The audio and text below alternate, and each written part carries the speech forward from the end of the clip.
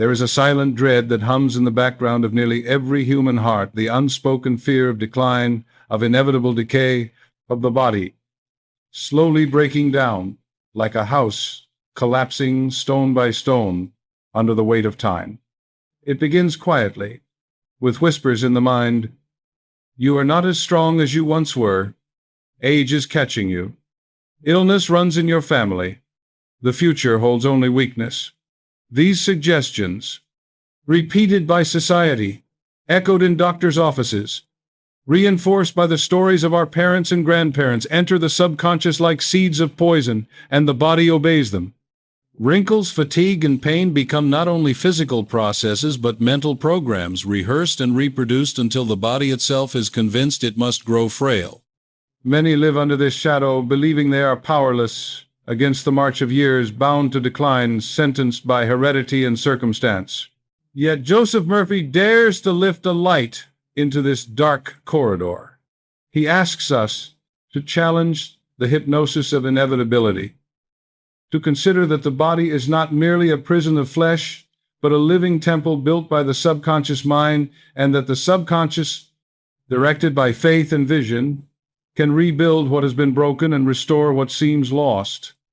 He would remind us that decline is not a divine decree, but a human belief impressed upon the inner life until it hardens into experience. The body is obedient, it follows the mental image it is given. If you see yourself as frail, the subconscious produces frailty. If you see yourself as vital, the subconscious produces vitality. And so the question becomes, what image are you commanding your body to follow? The scriptures whisper of a higher law, a law of renewal, a law of resurrection. The spirit of him that raised Jesus from the dead shall quicken your mortal bodies. Quicken means to enliven, to regenerate, to restore with new vitality. This is not a promise postponed until some distant afterlife. It is a present principle, a law of inner resurrection, active here and now. The same spirit that formed your body in the womb, cell by cell, organ by organ, is still within you, still building, still listening for the command you will give. To whisper, I am weak, I am dying, I am old, is to order the inner builder to dismantle. To whisper, I am strong, I am renewed, I am whole, is to call forth resurrection power, to instruct the body to regenerate. Imagine your body not as a house collapsing beyond repair, but as a temple whose stones can be reset, whose walls can be strengthened, whose light can be rekindled. The subconscious mind is the master builder, infinite intelligence the architect, and every word you speak with faith is a command issued to the workers within. Tonight, before sleep, when the conscious guard is lowered and the subconscious lies open, you can whisper into this temple and direct its work. Say, every cell of me is filled with divine life. My body is restored now. The subconscious will not argue, it will not delay, it will take the command and begin to obey. Thus, in this opening step of our journey, we confront the great fear of decline, not with denial, but with authority. You are not sentenced to collapse, you are invited to resurrection. The body may have shown signs of wear, but the spirit within you is timeless. And when you align thought with spirit, the temple of your being can rise again in health, in youth, in strength. Decline is not destiny. Resurrection is. And resurrection is not only for the dead, it is for the living. The myth of biological finality has cast its shadow over modern thought, persuading countless men and women to bow before the seeming authority of heredity and cellular mechanics, as if genes were jailers and DNA the prison walls of destiny. From every corner of the scientific world comes the refrain, you are your biology. You cannot escape what your cells dictate. Your code is fixed, and your story already written. And so, the average person, hearing this message repeated by experts and absorbed by culture, resigns themselves to what they believe is unchangeable. They point to the diseases of their family tree and say, this is my fate. They look at the statistics of age and decline and murmur, this is my destiny. Yet Joseph Murphy breaks into this fatalistic narrative with the thunder of a higher law, declaring that you are not the passive subject of DNA, but the conscious co-author of your own biological story, and that thought itself is the true command center of life. He invites us to consider DNA not as an immutable sentence, but as a parchment waiting for new writing. Picture your genetic code as a scroll, filled with lines upon lines of instruction, yet not sealed but open, its margins spacious, its text responsive to the pen of belief. If the pen writes with fear, guilt, and despair, the lines of sickness and decline lengthen. But if the pen writes with faith, love, and harmony, new lines of health and vitality appear. In this way, DNA is not the tyrant it is made to be, but the obedient scribe of the subconscious, copying into form whatever pattern the mind impresses. Modern science already whispers this truth through the discoveries of epigenetics, where environment and mindset can activate or silence genes. Yet Murphy goes further. Environment is not merely outer circumstance, but inner atmosphere, and the subconscious, bathed in thought and emotion, is the true environment of your cells. What you believe, you breathe into your DNA. What you expect, you command into your very flesh. Philosophically, this is the great liberation. The determinist says you are bound to the mechanics of matter, but the metaphysician replies that matter itself is bound to the mechanics of mind. The determinist says heredity is law. Murphy replies that belief is law, and belief shapes heredity itself. The determinist says the script is locked. Murphy says the script is open, awaiting your words. Thus, when you whisper before sleep, "My cells are governed by divine order, my DNA vibrates with harmony, my body regenerates now," you are not speaking fantasy, but issuing a direct order to the subconscious, which copies the command into the manuscript of your biology. Consider the emotional shift this brings. Instead of approaching the body as a helpless passenger carried along by genetic currents, you approach it as captain of the ship, issuing commands to a crew that listens faithfully. The body is not a stubborn rebel. It is a loyal servant awaiting clear instruction. If you tell it, decay is inevitable, it obeys. If you tell it, renewal is mine, it obeys with equal fidelity. The choice of command is always yours. This truth instills not only hope but responsibility, for every idle word, every anxious declaration is heard and recorded by the subconscious. Murphy therefore urges us to become deliberate, to speak with authority, to write with intention upon the parchment of our being. So the myth of biological finality crumbles in the light of spiritual law. You are not chained to a past inscribed in molecules. You are free to inscribe a present and a future radiant with health, vitality, and renewal. Tonight, when the veil of sleep lowers and the subconscious is most receptive, do not rehearse the myth of decline. Whisper instead the declaration of freedom. I am more than biology. I am spirit commanding form. My DNA is the parchment, and my faith writes the script. The law of inner resurrection governs me now. And with these words, spoken in quiet conviction, you awaken to the exhilarating truth that finality is illusion and regeneration is reality. Murphy's law of regeneration does not rest on vague optimism or poetic metaphor, but on the steadfast recognition that the subconscious mind is the ceaseless builder, the silent architect, the hidden physician of every tissue, nerve, and organ in your body. It is this vast intelligence that orchestrates the trillions of cellular transactions each moment, that maintains the delicate balance of blood chemistry, that heals a wound without your conscious awareness, that knits together a broken bone while you sleep. You do not rise each morning and consciously direct your liver to filter toxins or your heart to pump blood through miles of vessels. These functions proceed with immaculate precision because the subconscious mind, charged with the memory of divine order, sustains them. And if the subconscious is already capable of building the body, is it not equally capable of rebuilding it? If it can weave cells from a single fertilized seed into a complete organism, is it not able to restore cells grown weary with age, to replace diseased tissue with new, vibrant life? Murphy's resounding answer was yes. The subconscious mind can regenerate, for it is the very presence of God in action within the flesh. The theological underpinning of this law is found in the eternal declaration of Scripture. The Spirit of him that raised Jesus from the dead shall quicken your mortal bodies. To quicken is to enliven, to regenerate, to restore vitality where decay once reigned. The resurrection power is not a distant miracle locked in sacred history, but a living law present in every human being. Just as spring breaks the grip of winter and brings blossoms from bare branches, so the spirit within you can break the grip of decline and bring renewal to your very cells. Murphy interpreted this not as an isolated event, but as a universal principle. What was demonstrated in Christ is available to all, for the same Spirit dwells in all. Thus, the law of regeneration is not a special intervention, but the natural operation of divine order, waiting only for your cooperation. Imagine then the subconscious as a master surgeon, infinitely skilled, infinitely tireless, working in the silent theater of your body. When you speak words of fear, guilt, or despair, it takes those as surgical instructions and carves weakness into the tissues.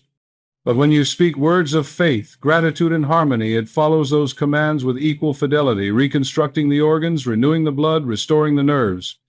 It is impartial, it does not argue, it does not reason. It only obeys the most frequent and most emotionally charged impression it receives. This is why Murphy taught the discipline of whispered affirmations before sleep. In the twilight state, when resistance is lowered, the subconscious accepts suggestion most readily, and those suggestions become the orders it carries out through the night. The spoken word is the scalpel in the hands of the inner surgeon, and every syllable charged with faith directs the operation toward wholeness. Consider the metaphor of a cathedral under repair. Centuries of weather have worn the stones, cracks mar the arches, and dust dims the stained glass. Yet the master builder, equipped with the original design, begins the work of restoration. Piece by piece, stone by stone, he resets the structure, cleanses the glass, and restores the cathedral to its radiant beauty. So, too, the subconscious, holding within itself the perfect divine pattern, begins its restoration the moment you command it with faith.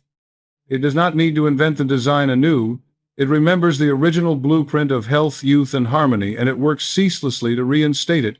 And so Murphy declares, if you desire regeneration, do not plead, do not beg, do not despair. Speak with quiet authority to the subconscious, the hidden builder, and it will obey. Whisper before sleep, the spirit within me quickens my mortal body. Every cell is restored, every tissue is renewed. Divine life surges through me now. Say it not once, not timidly, but persistently, until the subconscious accepts it as law. For once accepted, the law of regeneration goes to work immediately, silently, irresistibly, restoring your body according to the perfect pattern. This is Murphy's law of regeneration, that what is impressed with faith upon the subconscious must inevitably be expressed in flesh, and that the Spirit which raised Christ from the dead still works in you, commanding yourselves to rise, to regenerate, to live again. From the very moment we are born, society begins whispering into our ears a subtle but relentless hypnosis. You are getting older. Life is a slow decline. With age comes weakness. Expect pain. Expect disease. Expect the dimming of faculties and the shrinking of possibilities. These suggestions come wrapped in humor sometimes, as when people joke about their age, but beneath the laughter lies fear. They come wrapped in authority when physicians, often without ill intent, pronounce decline as inevitable. They come wrapped in family stories when we hear again and again, your father suffered from this, your mother lost her strength early, it runs in the family, and the subconscious, ever receptive and never discriminating, absorbs these impressions and accepts them as law. The result is a life that bends beneath the hypnosis of aging, a body that begins to conform to the image repeatedly impressed upon it by the world. Joseph Murphy warned that this cultural hypnosis is one of the greatest obstacles to renewal, for what is rehearsed daily in thought becomes flesh. If every birthday is marked not with gratitude for life, but with dread of decline, the subconscious hears the dread and begins to etch it into the body. Wrinkles deepen not merely because of years, but because of expectation. Joints stiffen not only through use, but through the subconscious order impressed by fear of immobility. The subconscious is the soil, and if you continually plant the seeds of decline, decline must be the harvest. Murphy would say, stop hypnotizing yourself into decay, stop rehearsing the lie of inevitability. Beneath the false program lies the eternal script of God, untouched, uncorrupted, awaiting only your command to reassert itself. To illustrate, imagine a manuscript of great beauty, its words luminous, its meaning profound, but left unattended in a damp room. Over years, rust from the ink bleeds across the pages, mildew stains the margins, and readers conclude the text itself is ruined. Yet, if one dares to clean the parchment, the original brilliance emerges, unspoiled. So it is with the human body. Beneath the stains of false belief lies the perfect code of wholeness. Aging is not an iron decree, but rust upon the manuscript, and the subconscious, once given the order, can cleanse the rust and restore the original writing. The invitation, then, is to reject the mass suggestion that decline is your destiny. When the world says, "Prepare for weakness," whisper instead, "I am strong with the strength of God." When society says, "Expect sickness," whisper, "The healing presence restores me now." When family stories insist, "This runs in your bloodline," whisper, "The life of God flows in my blood. Divine order rules me." These whispered words, especially before sleep, penetrate the subconscious and begin to undo the hypnosis of decline. They are like oil dissolving rust, restoring clarity to the hidden script of vitality. Murphy would press upon his listeners that resurrection is not only for the afterlife, but for the body here and now. To awaken from the hypnosis of aging is itself a resurrection, arising from the tomb of false belief into the garden of truth. The cells are not deaf. They listen to the tone of your inner voice.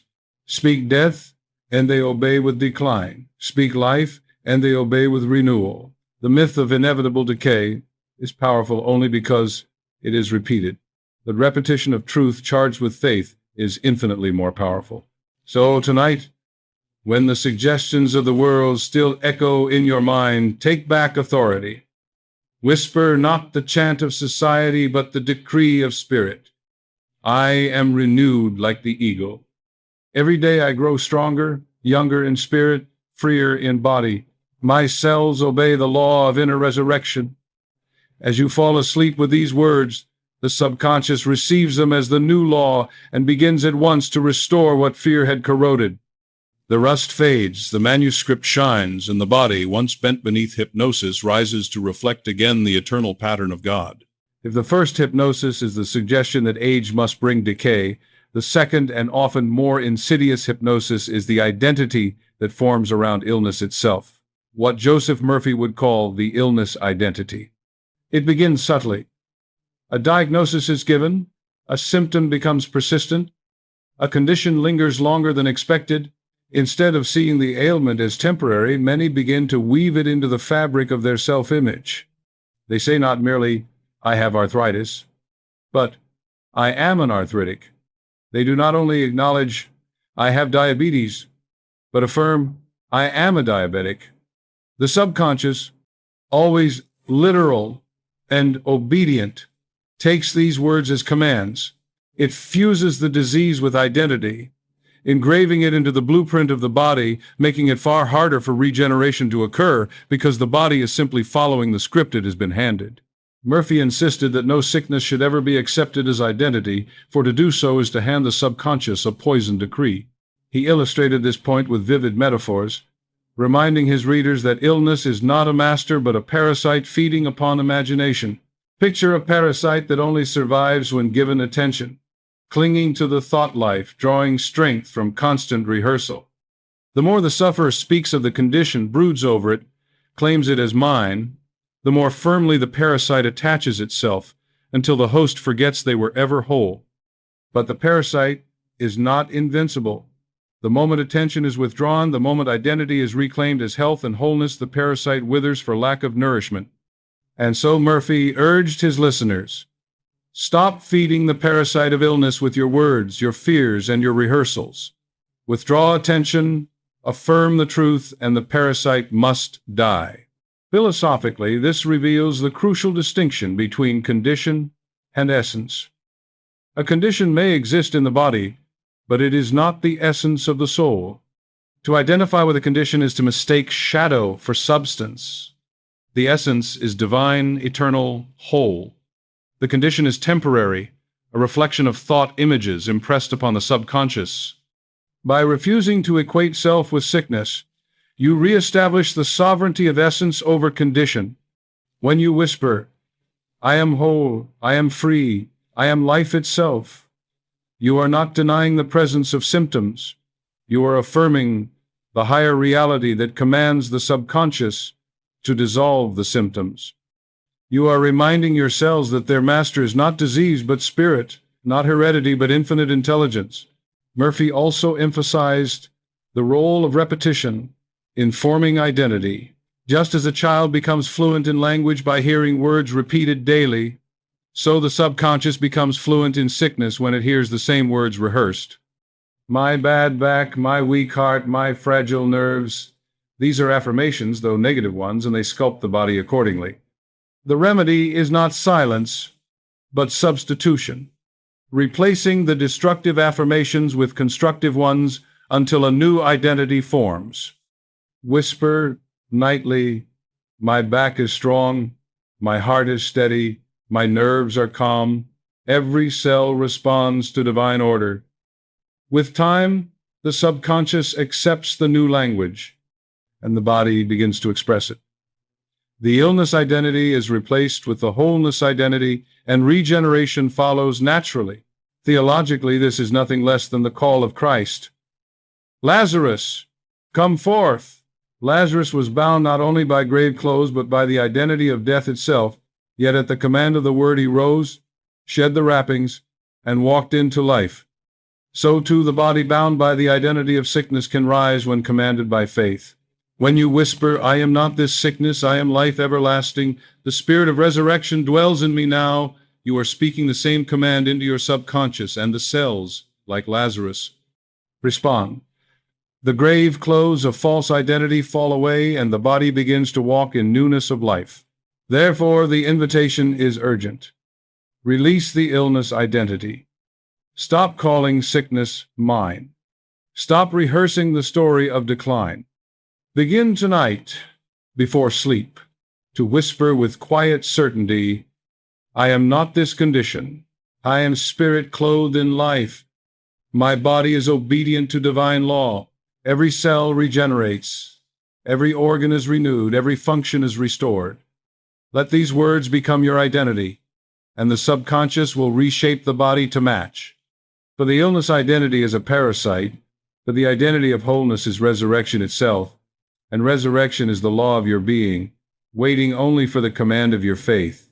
When the veil of cultural hypnosis is torn away, and the false identity of illness is discarded, the soul stands at the threshold of revelation that there exists within every human being a hidden reservoir of power, a spiritual spring that, once tapped, can flood the body with renewal. Joseph Murphy called this the revelation of resurrection power within, not a doctrine preserved for Sunday sermons or distant creeds, but a living law woven into the fabric of life itself. He would remind his readers that resurrection is not an event chained to the pages of history, nor a miracle reserved for saints, but a principle available to every person, every moment, every cell. The very spirit that raised Christ from the tomb dwells in you, and that spirit is not dormant. It is not waiting for some far-off moment. It is alive now, eager to quicken, to regenerate, to restore your mortal body with vitality. Consider the metaphor of seeds buried in the frozen ground of winter. To the eye they appear dead, lifeless, forgotten. Yet the instant spring arrives, the hidden power within them bursts forth, pushing through the soil, reaching for light, transforming barrenness into bloom. In the same way, the power of resurrection lies dormant in the subconscious, waiting for the warmth of faith to awaken it. The body may feel frozen in decline, the organs heavy with fatigue, the cells dulled by years of misuse, but at the whisper of truth, at the suggestion of divine order, the hidden seed stirs. It is not creation from nothing, it is awakening from slumber. Just as the oak is already present in the acorn, so wholeness is already present in the soul, waiting for the conditions of belief to call it forth. Murphy pointed again and again to the scriptural promise. The spirit of him that raised Jesus from the dead shall quicken your mortal bodies. To quicken is to vivify, to electrify, to infuse with the spark of life. He urged his listeners to meditate on this verse, not as poetry, but as law. If the Spirit can raise the dead, surely it can restore the living. If it can breathe life into a body stilled in the grave, it can breathe vitality into a body weary but still standing. Resurrection power is not limited by degree. It is absolute, impartial, inexhaustible. The only limit is the belief that says, this is impossible. Remove the belief, whisper the command, and the law of resurrection rushes into action. Visualize, if you will, a golden current flowing through every cell of your being. Imagine it as radiant light, shimmering like liquid sunshine, coursing through your bloodstream, illuminating your organs, electrifying your nerves. This current is not fantasy but symbol, a way for the conscious mind to speak to the subconscious in the language it understands, imagery and feeling. As you whisper before sleep, the resurrection power flows through me now. See this golden current touching every dormant cell, awakening it, commanding it to live. Feel warmth spreading through your body, peace calming your mind, strength returning to your limbs. The subconscious, receiving both word and image, begins its silent work, orchestrating renewal and obedience to the law. Philosophically, this revelation collapses the supposed barrier between natural and supernatural. What we call natural processes of healing, the closing of wounds, the knitting of bone, the renewal of skin, are already expressions of resurrection power at work. The extraordinary is but the ordinary seen in its fullness. Every act of regeneration, no matter how small, is proof that the principle is alive within you. The only task is to expand its operation by impressing upon the subconscious larger images of wholeness, refusing to confine it to the limits of fear or expectation. So tonight, let the ritual be simple yet profound. As you lay down to sleep, whisper with calm conviction, "The Spirit of life quickens me now. Every cell awakens. Every organ is renewed. Resurrection is at work in me." Imagine the golden current flowing through your body. Feel gratitude as though the renewal were already complete, and surrender to rest. For in the silence of sleep, the subconscious will take this command and carry it out with divine precision. And when you awaken, know that you are not merely a creature of time bound to decline, but a temple of resurrection, housing within yourself the very spirit that restores, renews, and regenerates all things. To glimpse the reality of resurrection power within is to awaken to a startling vision of youth renewed, of vitality reborn, of an image of yourself, not bound by the calendar or the wear of years, but radiant with the eternal freshness of spirit. Joseph Murphy would often point to the psalmist's words, "Thy youth is renewed like the eagles." He saw in this not mere metaphor but law, a promise that the subconscious, when impressed with the image of vitality, has the power to restore it. He reminded his listeners that age is largely an inner conviction, a script rehearsed and reinforced until the body mirrors it. How often have you seen one man at 60 lean, strong, and vibrant, while another at 40 walks bent and weary? The difference lies not only in diet or habit, but in belief, for the subconscious obeys the dominant image. If the image is one of decline, decline follows. If the image is one of youth and strength, the body finds ways to express it. Murphy urged his students to replace the image of frailty with the image of eternal youth. Not youth as vanity, nor youth as the shallow desire to deny the passing of years, but youth as the essence of renewal, the freshness of spirit made visible in flesh. He taught them to visualize themselves walking tall, breathing deeply, radiating energy, their faces glowing with peace. He asked them to whisper before sleep, "I am renewed day by day. The life of God restores my youth. Every cell of me sings with vitality." These words, coupled with the image of strength, are impressed upon the subconscious, and the subconscious, like a faithful builder, begins its work of restoration. Consider the metaphor of a spring hidden beneath layers of dust. For years it lies forgotten, covered by debris, assumed to have dried up. Yet when the dust is swept away, the water gushes forth as pure and fresh as the day it first appeared. So too, the spring of youth within you has never dried up. It is only obscured by false beliefs, by the hypnosis of decline, by the dust of fear and resignation. When you sweep these away with affirmations of life and images of renewal, the spring bursts forth again, washing through your body with vitality. The freshness you thought lost was never lost at all. It was waiting, hidden beneath the rubble of suggestion, ready to flow the moment you cleared the way. Philosophically, this reveals the profound distinction between chronology and consciousness. Chronology measures years on a clock, but consciousness measures vitality and spirit. You may have lived 40 or 80 years by the calendar, but the true measure of youth lies in the images impressed upon the subconscious. A mind convinced of decline will age a body prematurely. A mind saturated with resurrection images will keep the body supple, vibrant, and strong. Murphy insisted that the subconscious does not keep calendars, it does not know time, it only knows suggestion, and it expresses whatever it is given. If you continually suggest decline, it expresses decline. If you continually suggest renewal, it expresses youth. This is why Murphy pointed to the simple but powerful practice of daily affirmation. To say with conviction, "I am young in spirit, strong in body, radiant in life," is to plant seeds of vitality in the soil of the subconscious. To picture yourself rising each morning refreshed, to feel gratitude as though it were already so, is to water those seeds with faith. Over time, the harvest must appear, for the law is unfailing. What is impressed is expressed, and when it appears, others may marvel, saying, "How is it that you look so alive, so strong, so young?" But you will know the answer. You commanded your subconscious with truth, and it obeyed. So tonight, as you prepare to sleep, do not rehearse the stories of decline. Do not whisper, "I am getting old. I am worn out. I am losing strength." Instead, affirm with gentle certainty, "The Spirit renews me now. My youth is restored. My strength is quickened. Every cell in me vibrates with the joy of life." See yourself moving with ease, smiling with radiance, living with freedom. Let this image be the last impression upon your mind as you drift into slumber. For the subconscious, faithful to its nature, will take this image as blueprint and begin at once to inscribe it upon your body. And in time, you will rise with the strength of the eagle, renewed not by chance but by law, not by fantasy but by faith.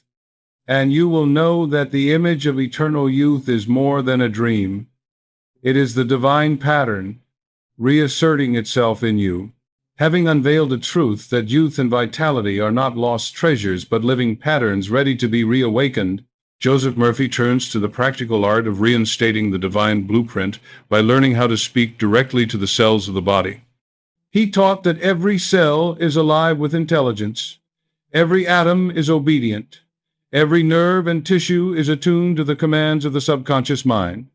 The body is not a random collection of biological fragments. It is a kingdom, an orderly empire governed by law, where the subconscious reigns as sovereign and the conscious mind acts as herald, issuing decrees.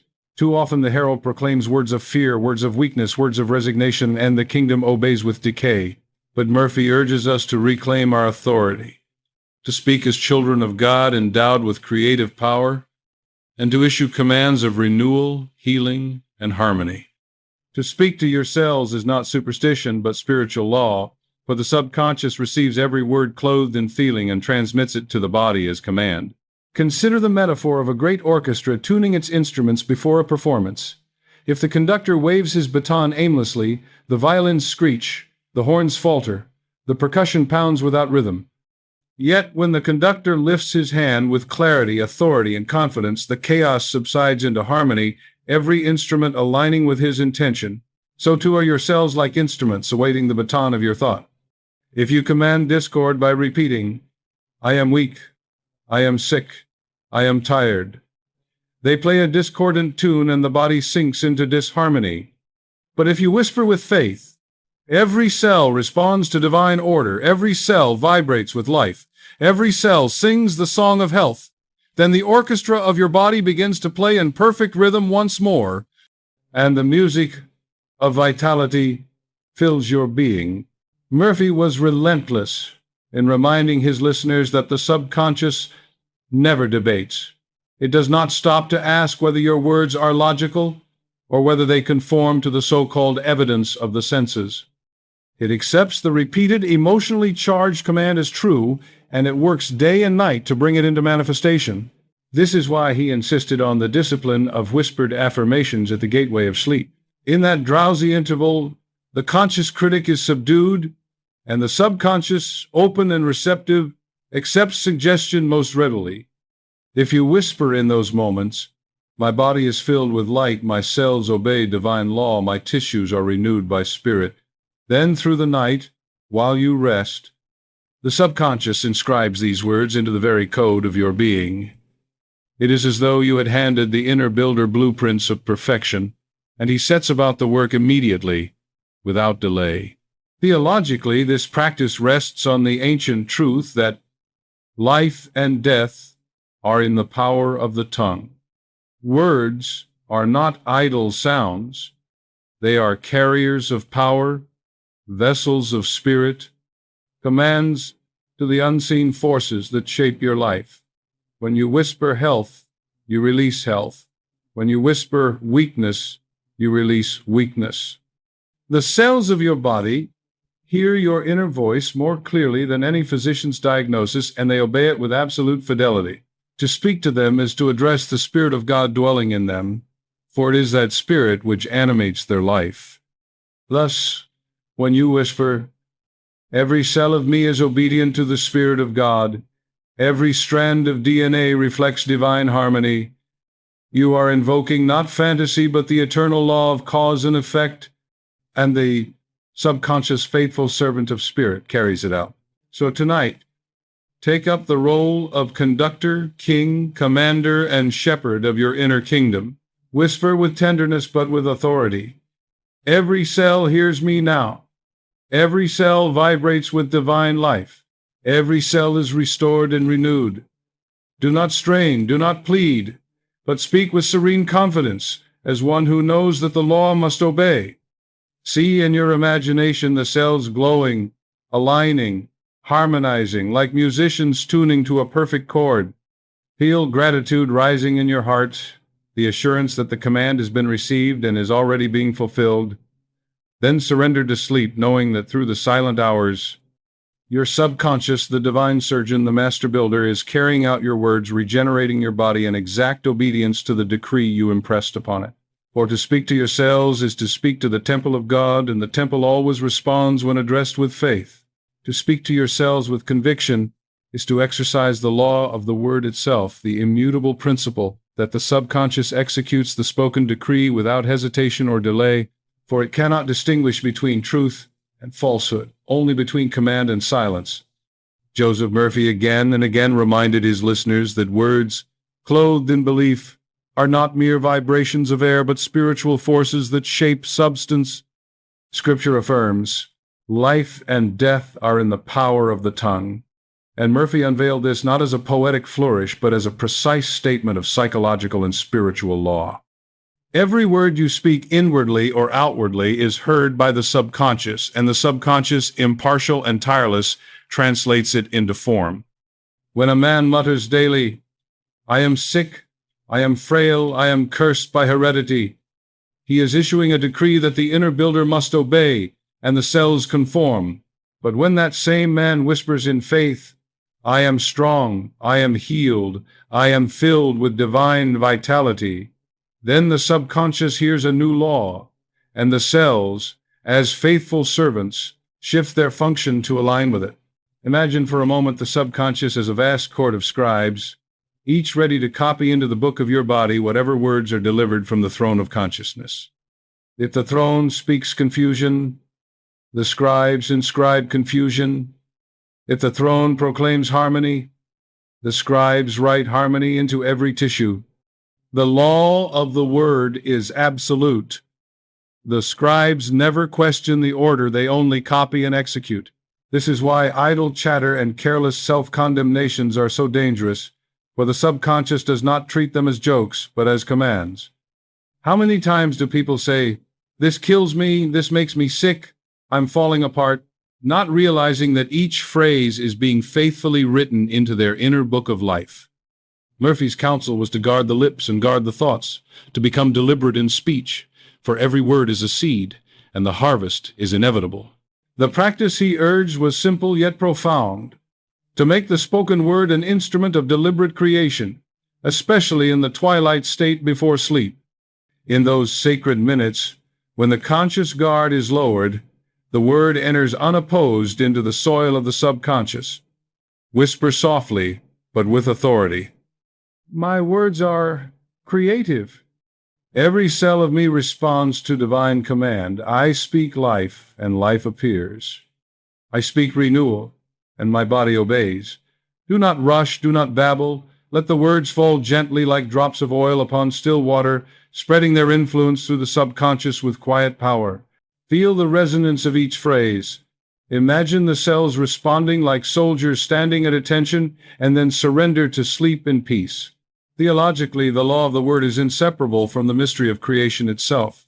In the beginning was the Word, and the Word was with God, and the Word was God. The same Word that called galaxies into being, that set stars in their orbits and seas within their boundaries, is the principle that dwells in you, shaping your body and your destiny. To speak with faith is to echo the creative act of God, to align your personal word with the divine word, and to watch as creation unfolds in your very flesh. This is why Murphy insisted that prayer is not begging but commanding, not pleading but declaring. To beg is to affirm lack, to declare is to affirm law, and the law always responds to declaration. So take heed, do not let your lips be careless instruments of decay, but sanctify them as channels of life. Tonight, as you lie in the silence before sleep, let your final whisper be deliberate and alive. The word I speak is the word of God within me. Every cell hears me and obeys. My DNA inscribes health. My body reflects harmony. My spirit commands renewal. Feel the authority of these words as though already fulfilled. See the cells glowing with obedience, and trust that the scribes of the subconscious are already copying them into the manuscript of your being. For the law of the word is unbreakable. What you declare with faith, you will see. And so, speak life, and life will answer.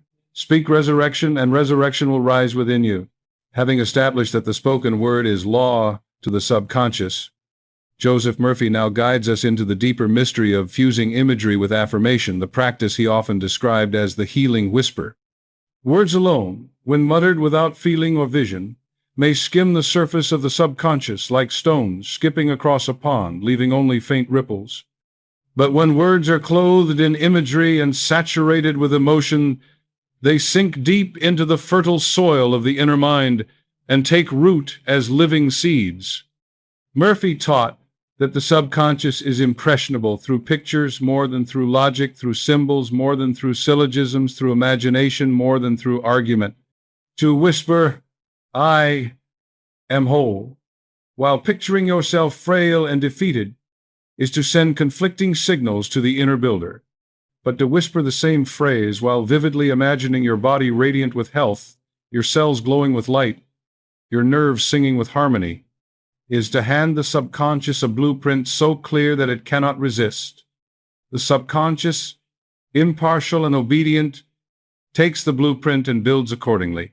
Visualize the moment before sleep, that golden threshold where the conscious mind grows drowsy and the subconscious stands watchful, ready to accept without debate. You lie quietly, your breath slowing, your muscles releasing, and you begin to whisper softly, every cell in me is alive with divine life. I am whole, I am renewed, I am free. As you speak, you see in your inner vision a current of golden light flowing downward from the infinite, entering through the crown of your head and filling every organ, every tissue, every atom of your being. You imagine this light as liquid resurrection, dissolving pain, repairing damage, awakening dormant cells. You feel warmth spreading through your body, a tingling of energy, a deep peace. The whispered words and the glowing image merge, and together they impress the subconscious with irresistible authority. And as you drift into sleep, the subconscious continues the work. knitting the pattern of your vision into the very fabric of your body. Murphy likened this to painting a picture for the inner builder. A builder does not construct a house without a plan. He requires a clear design, drawn in detail, showing the dimensions, the angles, the features. Words alone are like vague instructions.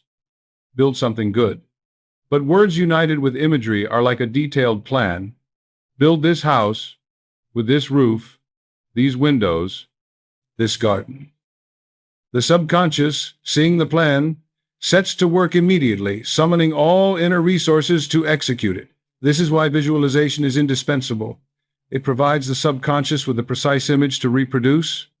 When you combine it with a whispered affirmation, you not only give the plan but seal it with authority, ensuring that the blueprint is carried out. Theologically, this is a reenactment of the divine act of creation. God did not merely say, "Let there be light," as empty syllables. He envisioned light. He willed light. He felt the reality of light, and the universe obeyed. In the same way, your whispered word, when infused with vision and feeling, becomes creative.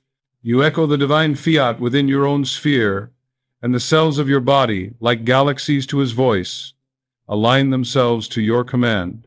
Murphy would say, "The word is the seed, the image is the soil, the feeling is the sunlight. Together they produce the harvest." So the practice of the healing whisper is both simple and profound. Relax your body, quiet your mind, whisper words of life, and at the same time imagine your body as already whole.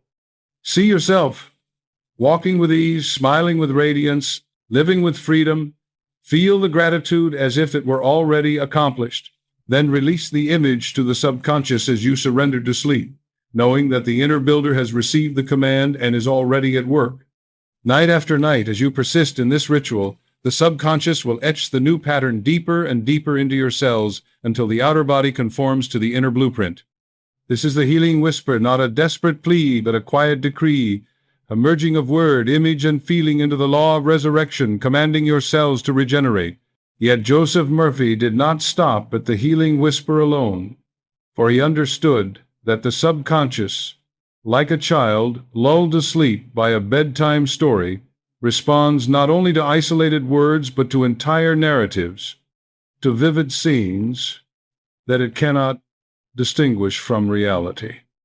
Thus, he taught the art of creating a mental movie of renewal, a practice in which the seeker, before surrendering to sleep, constructs in the theater of the imagination a scene of health, strength, and vitality, so convincing, so emotionally charged, that the subconscious accepts it as fact and sets about orchestrating its expression. Words are seeds, but pictures are landscapes, and when words and pictures merge, they form a script that the subconscious must enact. Imagine this. You are lying upon your bed, the weight of the day dissolving, the conscious guard lowering its defenses. Instead of replaying the scenes of worry, pain, or failure that so often haunt the mind at night, you deliberately construct a new story. You see yourself rising in the morning, your body light and strong, your face radiant with peace, your movements free and fluid. You picture yourself walking through the day with energy, climbing stairs with ease, laughing with loved ones, accomplishing your work joyfully. You allow yourself to hear the voices of others saying, "You look wonderful, you seem renewed. What has changed in you?" And in that imagined scene, you feel gratitude swelling as though it were already accomplished. The body does not know it is fantasy. The subconscious accepts it as blueprint, and the cells begin their quiet labor to reproduce it. Murphy pointed out that just as the subconscious cannot distinguish between a real wound and an imagined one, as demonstrated in hypnosis experiments, where a subject develops blisters when told they have been burned, so it also cannot distinguish between an imagined healing and a real one. If the picture is vivid enough, if the emotion is strong enough, the subconscious accepts it as reality and manifests it. He therefore urged his students to stop rehearsing sickness in their minds and instead rehearse health. Stop replaying scenes of limitation and instead replay scenes of freedom. He knew that what you dream repeatedly in imagination becomes what you live inevitably in the flesh. Philosophically, this practice reveals the unity of imagination and faith. Faith is not blind wishing but the substance of things hoped for, the evidence of things not seen. To imagine vividly, to feel deeply, is to hold the evidence of the unseen in the heart. The subconscious, receiving this evidence, builds the unseen into the seen. The mental movie, therefore, is not childish fantasy, but adult creation, the deliberate use of imagination to command the law of life. Theologically, the mental movie aligns with Christ's teaching. When you pray, believe that you receive, and you shall have. To believe you receive is to imagine and feel it as already true. The prayer is not a plea for some distant favor, but a rehearsal of the fulfilled condition. When you whisper, "I am healed," and simultaneously see yourself walking with vigor, feel the joy of freedom, hear the laughter of celebration, you are praying as Christ taught, and the subconscious, which is the Father within, answers without fail. So let this practice become your nightly ritual. As you drift toward sleep, write and direct a movie of renewal. Cast yourself not as the victim, but as the victor, not as the patient, but as the healed. Let the scene be simple but vivid, and play it again and again until you feel it as real. Whisper affirmations as dialogue in the scene. See the light of health as the setting. Feel gratitude as the soundtrack. Then surrender to sleep, confident that the subconscious has accepted the script and begun the performance. For in the theater of the inner mind, every movie rehearsed becomes the reality expressed, and the law of resurrection ensures that the cells of your body, obedient actors, will play their roles faithfully until the scene of wholeness appears upon the stage of your life. The more deeply one reflects on the mystery of the subconscious, the more apparent it becomes that it is nothing less than the inner physician, the silent healer, the divine intelligence laboring ceaselessly within the sanctuary of the body. Joseph Murphy taught that every process of repair, every act of growth, every function that sustains life is directed by this hidden physician, which never slumbers, never tires, never ceases its ministry of care. You cut your finger, and without a single command from the conscious mind, cells multiply, tissues knit, skin closes, and health is restored. You eat, and digestion proceeds in perfect order. Nutrients are distributed, waste is removed, and balance is maintained without the slightest conscious effort. The same intelligence that once formed the heart and lungs in the secret silence of the womb now beats that heart and fills those lungs, not by your conscious will, but by the subconscious law of life. This physician knows how to mend, how to replace, how to regenerate, but it always obeys the impression it receives. If the conscious mind supplies fear, resentment, or despair, the subconscious receives those as commands and sabotages its healing work. But when the conscious mind supplies faith, gratitude, and life-affirming images, the subconscious multiplies them into health. Murphy would often liken the subconscious to a divine gardener tending an eternal garden within. If the seeds of sickness are planted by constant focus on disease, the gardener waters them faithfully and produces weeds of disorder. But if seeds of health, harmony, and vitality are sown through affirmations, prayers, and visualizations, the gardener waters those too, and a harvest of wholeness springs forth. The gardener does not discriminate. It only tends what is planted. And so the responsibility rests with you. Will you hand the subconscious weeds or roses, images of death or images of resurrection? The soil is fertile, the gardener tireless, and the harvest inevitable. Your task is simply to sow wisely. Picture this inner physician at work. Imagine a vast workshop where luminous artisans labor tirelessly, each one representing a function of the body. One mends tissues, another purifies blood, another restores nerve pathways, another strengthens bones. They work without complaint, without pause, responding only to the orders transmitted from above. If the conscious mind cries, "I am broken, I am frail, I cannot recover," the artisans lay down their tools and allow disorder to spread. But if the conscious mind whispers, "I am whole, I am strong, the life of God flows through me," they leap into motion, redoubling their efforts, restoring balance, repairing damage, renewing vitality. They do not debate the command, they simply follow it with mathematical precision. Theologically, this points again to the truth that God is not an external surgeon who must be persuaded to operate, but the indwelling intelligence already at work in the hidden depths of your being. Christ's words, "The Father within me, he doeth the works," are the very essence of Murphy's teaching. The subconscious is the channel of this Father, the instrument of his law, the executor of his will. When you speak affirmations of health, you are not inventing a fantasy, but aligning your conscious word with the divine physician's eternal work. You are reminding the inner healer of the perfect blueprint, and it responds instantly, directing your cells to regenerate in harmony with divine order. So, let the nightly ritual take on this deeper recognition. As you prepare for rest, do not merely repeat words mechanically. Whisper with reverence. The divine physician within me restores every cell. The inner gardener waters the seeds of life. The Spirit of God quickens my body now.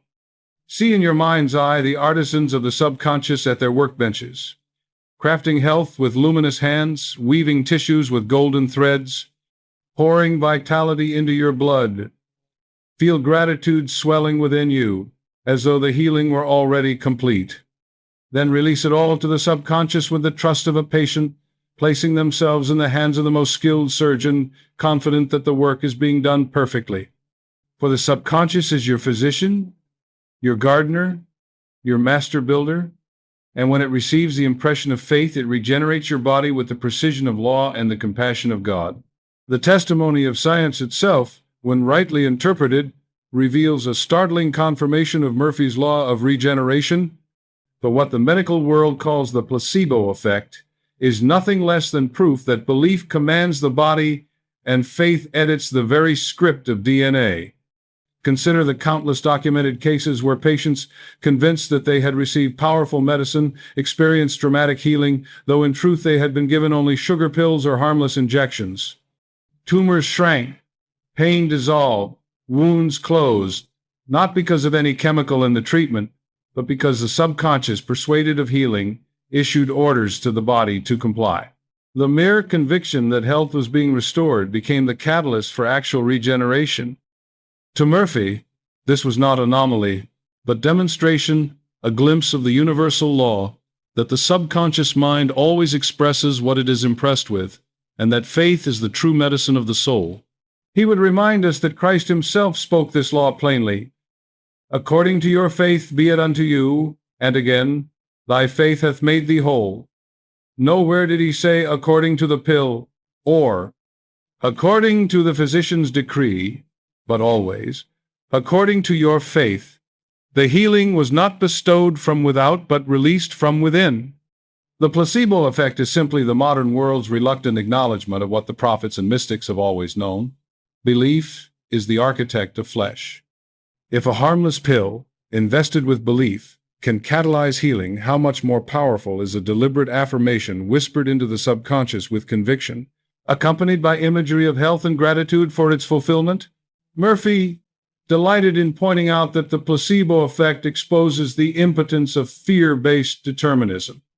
If the body were truly a machine governed solely by fixed laws of biology, then sugar pills could not produce real healing. Yet they do, because the true governing force is not chemistry but consciousness. The subconscious, when given a suggestion wrapped in expectation, mobilizes every system of the body to fulfill it. Hormones adjust, immune cells rally, neural pathways reconfigure, all in obedience to belief. Placebo is not accident but evidence, the fingerprint of resurrection law upon the human frame. Picture the implications.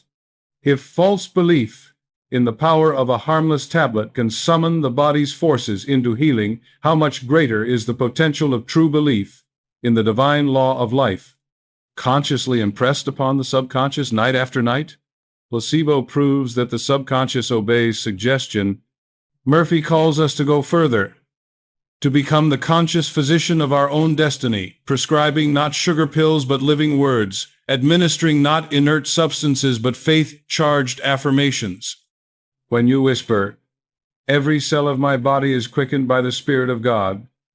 Divine life surges through me now," you are providing the subconscious with the most potent medicine of all conviction, clothed in imagery and feeling. Theologically, this transforms the placebo effect from a curiosity into a sacrament of faith. It reveals that God has already placed within you the machinery of renewal, waiting only for your agreement to activate it. The Father within does the works the moment you believe. This is why Murphy would say, your faith speaks louder than your genes, louder than your fears, louder than any prognosis. Genes may carry potentials, but faith decides which ones are expressed. Fear may echo through the bloodline, but belief can silence its voice. So let the lesson be this: never again dismiss the quiet authority of your belief. Do not wait for outer medicine to convince you of inner healing. Instead, each night, whisper your own prescription. Write your own order upon the tablet of the subconscious. Say with conviction, I believe in the law of life within me. My body is restored, my cells obey, my future is radiant with health. Feel it, see it, know it, and rest in peace, for the law is universal. What is impressed in faith must be expressed in form. The placebo effect is but the shadow. The truth is the substance belief regenerates, faith resurrects, and your cells will obey the command of your conviction. Yet Murphy also warned with great urgency that as powerful as faith is in commanding the body into renewal, so too fear possesses a dark potency to issue commands of destruction. For fear is faith inverted, a belief in disaster clothed with emotion, and the subconscious obeys it with equal fidelity. He taught that every repeated fear is a silent order given to the cells, every anxious thought a decree of decay impressed upon the inner builder. A man who constantly mutters, I am afraid of sickness, I am afraid of failure, I am afraid of what runs in my family, is like a commander ordering his own troops to lay down their arms, abandon their posts, and let the enemy march unhindered into the city. The subconscious, impartial and uncritical, hears the command and obliges.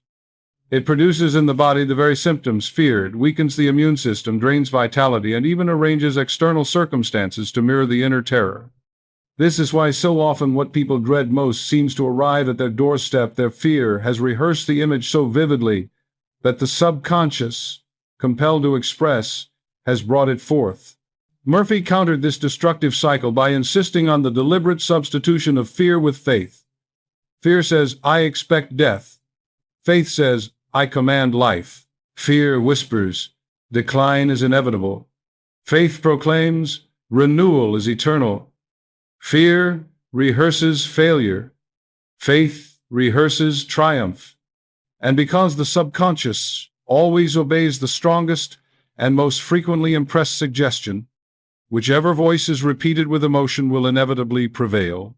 This is why he urged his students to meet fear head-on, with affirmations of life, not passively but decisively, to uproot the poison and plant the antidote. When a fearful thought arises, what if I grow weaker? What if disease takes hold? The immediate response must be, I dissolve fear now. The life of God flows through me. My body is filled with strength and courage. Repeated often enough, the new declaration overwrites the old program, and the subconscious begins to express health instead of decline. Consider the metaphor of a field. If weeds of fear are allowed to spread unchecked, they choke the life from the soil until nothing wholesome can grow. But if the farmer uproots the weeds and plants wheat in their place, the soil, impartial as always, nurtures the wheat as faithfully as it once nurtured the weeds. The soil does not argue, does not discriminate, does not ask whether it is feeding weeds or wheat. It simply nourishes what it is given. So too the subconscious does not question whether fear or faith is noble or ignoble. It simply expresses the seed sown. The work of the wise is therefore to stop sowing weeds and to deliberately sow the golden seed of truth. Theologically, this is the essence of resurrection faith. The angel at the tomb declared, Fear not, for fear is the great thief of life, while faith is the law of rising. Every command of fear is a little burial. Every command of faith is a little resurrection. To whisper in the silence of night, I am filled with divine courage. The spirit of life dissolves all fear in me now, is to roll away the stone from the tomb of your cells and allow resurrection to proceed unhindered. So let this practice become habitual. When fear arises, replace it instantly with faith. When dread whispers decline, counter it with the decree of life. Each night before sleep, whisper with conviction, I dissolve all fear, I embrace life. Every cell in me is filled with courage, vitality, and divine order. See the golden light of spirit sweeping through your body, washing away every shadow of fear, replacing it with radiant assurance. Fall asleep in that vision, and the subconscious, faithful and obedient, will inscribe the command of life into your DNA, regenerating your cells in perfect harmony. For fear commands death, but faith commands resurrection, and the law is sure. Whatever command is given with belief, the body must obey. Among all the subtle poisons that corrode the subconscious and distort the divine blueprint, Joseph Murphy placed special emphasis on resentment, that silent acid, which eats away at vitality and inscribes disease into the body's code. Resentment is more than a passing emotion. It is a fixation of memory, a mental rehearsal of injury that the subconscious interprets as a perpetual command. When a man clings to the thought, I was wronged, I was betrayed, I cannot forgive, he is impressing the subconscious with bitterness, and the subconscious, faithful as always, expresses it in the flesh. Tension grips the nerves, acids flood the stomach, joints stiffen, circulation falters. The outer ailment may be labeled arthritis, ulcer, or hypertension, but the root is the inner script of unforgiveness. Resentment is like keeping poison in one's bloodstream, hoping it will harm another. In truth, it is the one who harbors resentment who suffers. For the subconscious, impartial and literal, receives the bitter rehearsal as law and molds the body to reflect it. Murphy insisted that forgiveness is not optional sentiment but essential medicine, the only antidote to the corrosive effects of resentment. Forgiveness is not condoning injustice or pretending the wrong never occurred. It is the deliberate act of releasing the emotional charge so that the subconscious may be cleansed of the poison. He would say, you are tied to the person you resent with chains stronger than iron. Forgive, and you cut the cord. Release them, and you release yourself. The moment you sincerely whisper, I forgive, you are not setting the offender free, but setting yourself free, unlocking the inner prison where your vitality has been trapped. Forgiveness restores circulation not only of blood, but of life, of health, of divine supply. Consider the testimony he often shared of those healed instantly upon forgiving. A woman crippled by years of arthritis found her joints loosening and her pain dissolving within weeks of nightly affirmations. I release him completely. I forgive him and set him free.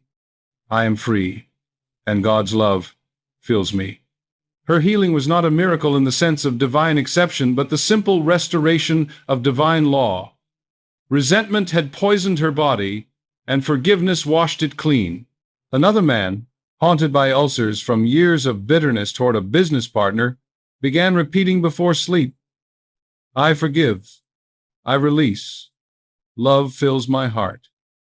In time, the ulcers dissolved, not because of medicine alone, but because the subconscious, freed from bitterness, was able to restore harmony. These are not anomalies, but demonstrations of the principle. What is impressed must be expressed. If resentment is impressed, disease is expressed. If forgiveness is impressed, renewal is expressed. Theologically, this principle shines with the light of Christ's own words.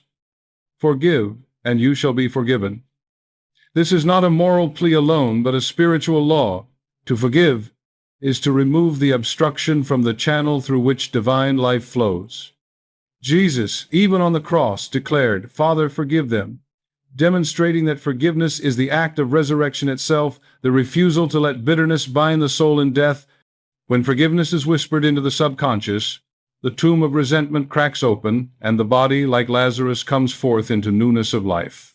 So tonight, if there lingers in your heart any memory that festers, any wound still replayed, take it into your nightly ritual. Whisper not words of accusation, but words of release. I forgive freely and fully. I release all into the love of God. I am free, and love governs me now. Picture the face of the one you resent surrounded by light. See the chain between you dissolve. Feel the peace that follows as circulation is restored to your body and joy to your heart. Drift into sleep with this release, and know that the subconscious has received its new command. And in the days that follow, observe how the body loosens, how the heart lightens, how strength returns. For resentment is decay, but forgiveness is regeneration. And in the act of forgiving, you command your cells to renew, your tissues to revive, your life to rise again in the power of inner resurrection. When the poisons of fear and resentment have been dissolved and the subconscious has been cleansed of the shadows that distorted its expression, the soul awakens to a revelation as luminous as the dawn itself. That the new self is not something laboriously built from fragments of brokenness, but something eternally present, waiting to be revealed. Joseph Murphy proclaimed that regeneration is not the invention of a new being, but the unveiling of what has always been hidden beneath the veils of false belief. The divine blueprint of perfection, written by infinite intelligence, is indestructible. It cannot be erased by heredity. It cannot be destroyed by time. It cannot be annihilated by disease. It may be obscured. It may be forgotten. It may be overlaid with years of fear and doubt, but it remains intact, like the sun behind clouds, radiant and unchanging. Thus, to command your cells to regenerate is not to impose an alien idea upon them, but to remind them of what they have always known, that their true pattern is harmony, their true essence is vitality, their true origin is God. Philosophically, this realization dissolves the tension between determinism and freedom. You are not bound by an iron destiny scripted by DNA, nor are you condemned to invent your future from nothing. Rather, you stand at the intersection of eternal design and conscious choice. The eternal design is the blueprint of perfection, already written, eternally available. Conscious choice determines whether you align with that design or continue rehearsing the corrupted copies of fear. To say, "I am whole," is not to manufacture wholeness, but to choose alignment with the original script. To say, "I am renewed," is not to deny time, but to invoke timelessness. To say, "I am strong," is not to boast, but to affirm what infinite spirit has already implanted in your being. Freedom lies not in rejecting the divine plan, but in reasserting it, claiming it, embracing it as your present reality. Murphy often illustrated this truth with the metaphor of a software system corrupted by viruses. A computer may be slowed, its functions distorted, its files corrupted, but the original operating system remains stored and can be reinstalled to restore order. Likewise, the subconscious may have been programmed with false images, negative emotions, destructive affirmations, but beneath it all, the divine operating system remains untouched. When you speak words of truth, when you visualize harmony, when you feel gratitude, you are in effect reinstalling the original program, erasing the malware of fear, resetting the system to its pristine design. The body responds immediately. Cells reorganizing, tissues regenerating, circumstances realigning, for the builder always prefers the flawless plan once it is brought back to memory. Theologically, this is the meaning of Paul's declaration. Be ye transformed by the renewing of your mind. Transformation is not the creation of something foreign, but the unveiling of what has always been. Renewal is not fabrication, but remembrance. To renew the mind is to remind the subconscious of its true orders, to call forth the image of God already imprinted within. This is why Murphy insisted that no one is beyond regeneration, no matter how many years have passed or how deep the sickness is gone. The divine pattern is eternal, and the moment you affirm it with conviction, the subconscious responds and renewal begins. So let this truth be your declaration tonight. You are not building a new self from scraps. You are revealing the self that has always been whole. Whisper with conviction, the new me is already here. I am whole now. The divine blueprint governs every cell. I am restored to my original design of perfection. Visualize yourself radiant, free, joyful, strong. Feel gratitude rising as though it were already done. Then rest, knowing that the subconscious has received the order and is faithfully executing it, not as something foreign, but as the reassertion of your true self. For the new you is not future, it is present, it is now, it is the eternal reality unveiled by the law of inner resurrection. And once this luminous truth begins to dawn upon the mind, that the new self is already inscribed in the eternal blueprint, and that every act of faith is simply the unveiling of what has always been present, there naturally follows a profound shift in how one views the future. For Joseph Murphy taught with unshakable conviction that the future is never a cruel accident, never the blind unfolding of heredity or the inescapable continuation of the past, but the obedient child of faith. Just as the subconscious builds the body according to the impressions it receives, so too it builds the circumstances of tomorrow from the images planted in it today. Every affirmation is a seed of destiny. Every visualization a sketch of what is to come. Every whispered word before sleep a decree inscribed upon the scroll of time. Thus, to command your cells to regenerate is also to command your future to renew, to rise, to flourish according to the divine pattern. Murphy would often use the parable of the farmer, reminding his listeners that no farmer plants corn and then expects to reap thorns, no wise sower scatters weeds and then prays for wheat. The soil does not argue with the seed, it simply reproduces in kind. In the same way, the subconscious, that eternal soil of the soul, never argues with the seeds of belief planted within it. If you plant fear, you reap failure. If you plant faith, you reap fulfillment. If you plant images of decline, the future obligingly arranges itself as decline. If you plant images of renewal, the future cannot help but manifest renewal. The soil of the subconscious is always fertile. What matters is the quality of the seed. Think of destiny not as a fixed script, but as a canvas stretched wide before you, awaiting the strokes of your imagination. If you paint in grays and shadows, convinced that tomorrow must be an echo of yesterday, then the picture will reflect that gloom. But if you take up the brush of faith and dip it in the colors of gratitude, joy, vitality, and abundance, then the canvas will glow with light, and your life will gradually conform to that radiant image. The subconscious, impartial as ever, is the painter who fills the canvas with whatever colors the conscious mind supplies. The future, therefore, is not a tyrant looming over you, but a servant awaiting your instruction. Theologically, this principle resonates with Christ's teaching. According to your faith, be it unto you. He did not say, according to your heredity, according to your circumstances, according to your statistics, but always according to your faith. Faith is the seed that writes the future, the spiritual DNA that codes tomorrow's events.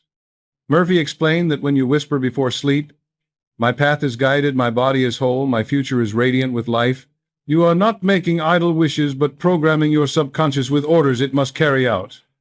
The unseen currents of life begin to move, circumstances align, opportunities appear, and even the cells of your body respond to this decree. Philosophically, this realization is liberation itself. It means that you are no longer a prisoner of the past, chained to old mistakes or ancestral shadows. You are the architect of tomorrow, the co-author with God of the script that unfolds. Your future is not dictated by the years already lived, but by the images impressed tonight. When you align those images with the eternal blueprint of resurrection, your destiny cannot help but reflect renewal. To whisper nightly, "My future is coded with vitality, joy, and divine harmony," is to write a living prophecy, and the subconscious, faithful as law, will fulfill it in due time. So, let this be your practice. Each night, after affirming health for your cells, extend the decree to your destiny. Whisper, "My future is bright, my steps are guided, my days overflow with life. Divine order directs my path, and everything unfolds for my highest good."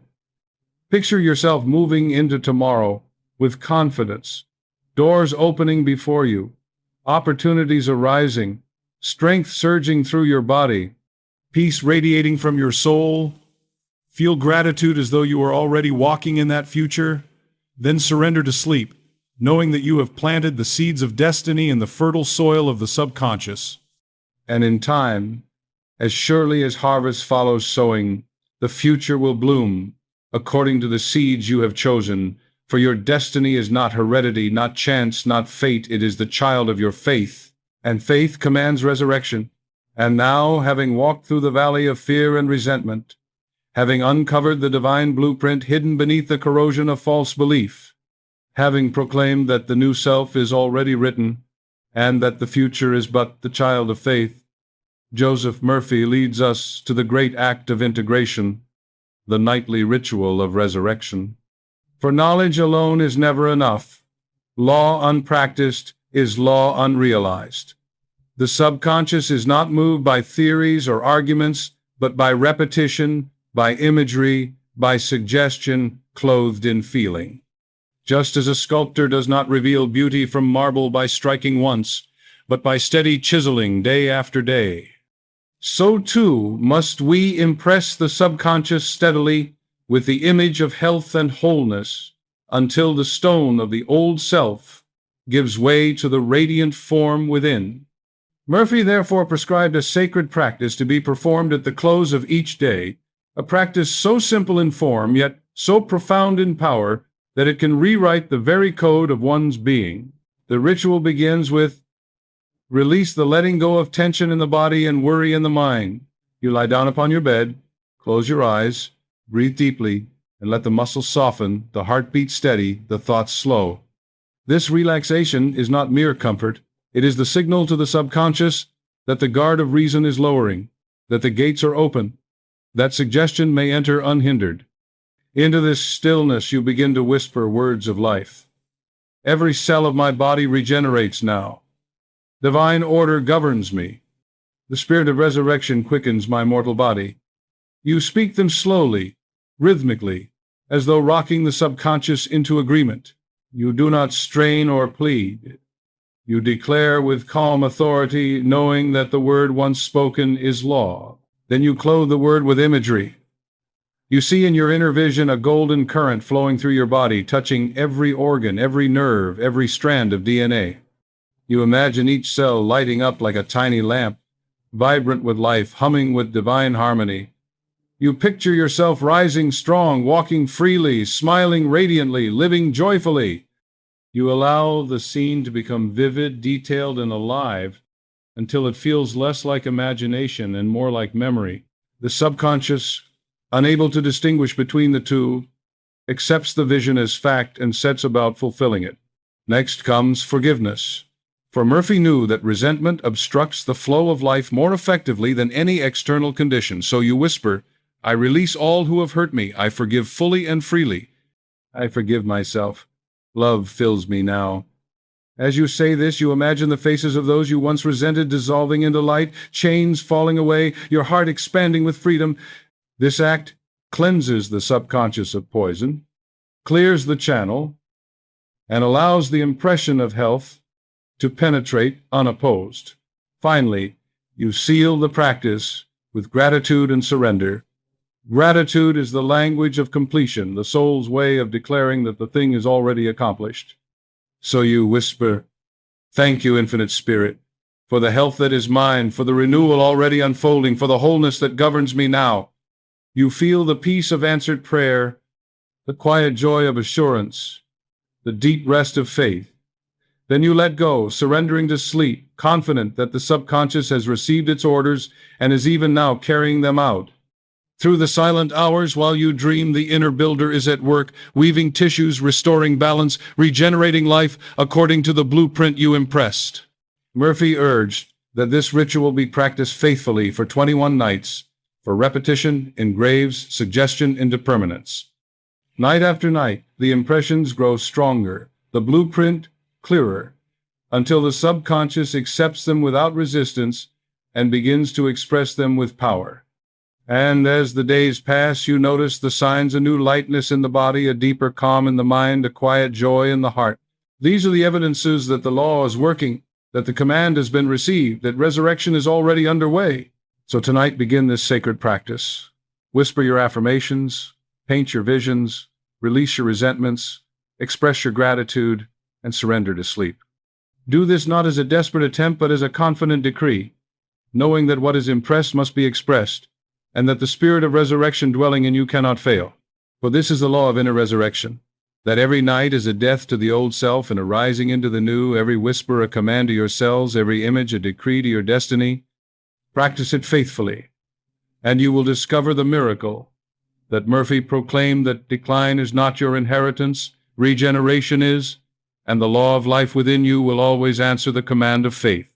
At the summit of this journey, when all has been spoken and practiced, Joseph Murphy would leave his listeners with the crowning truth that resurrection is not a distant hope nor a symbolic doctrine, but a living reality that can be claimed here and now, in this very moment, by the declaration of faith.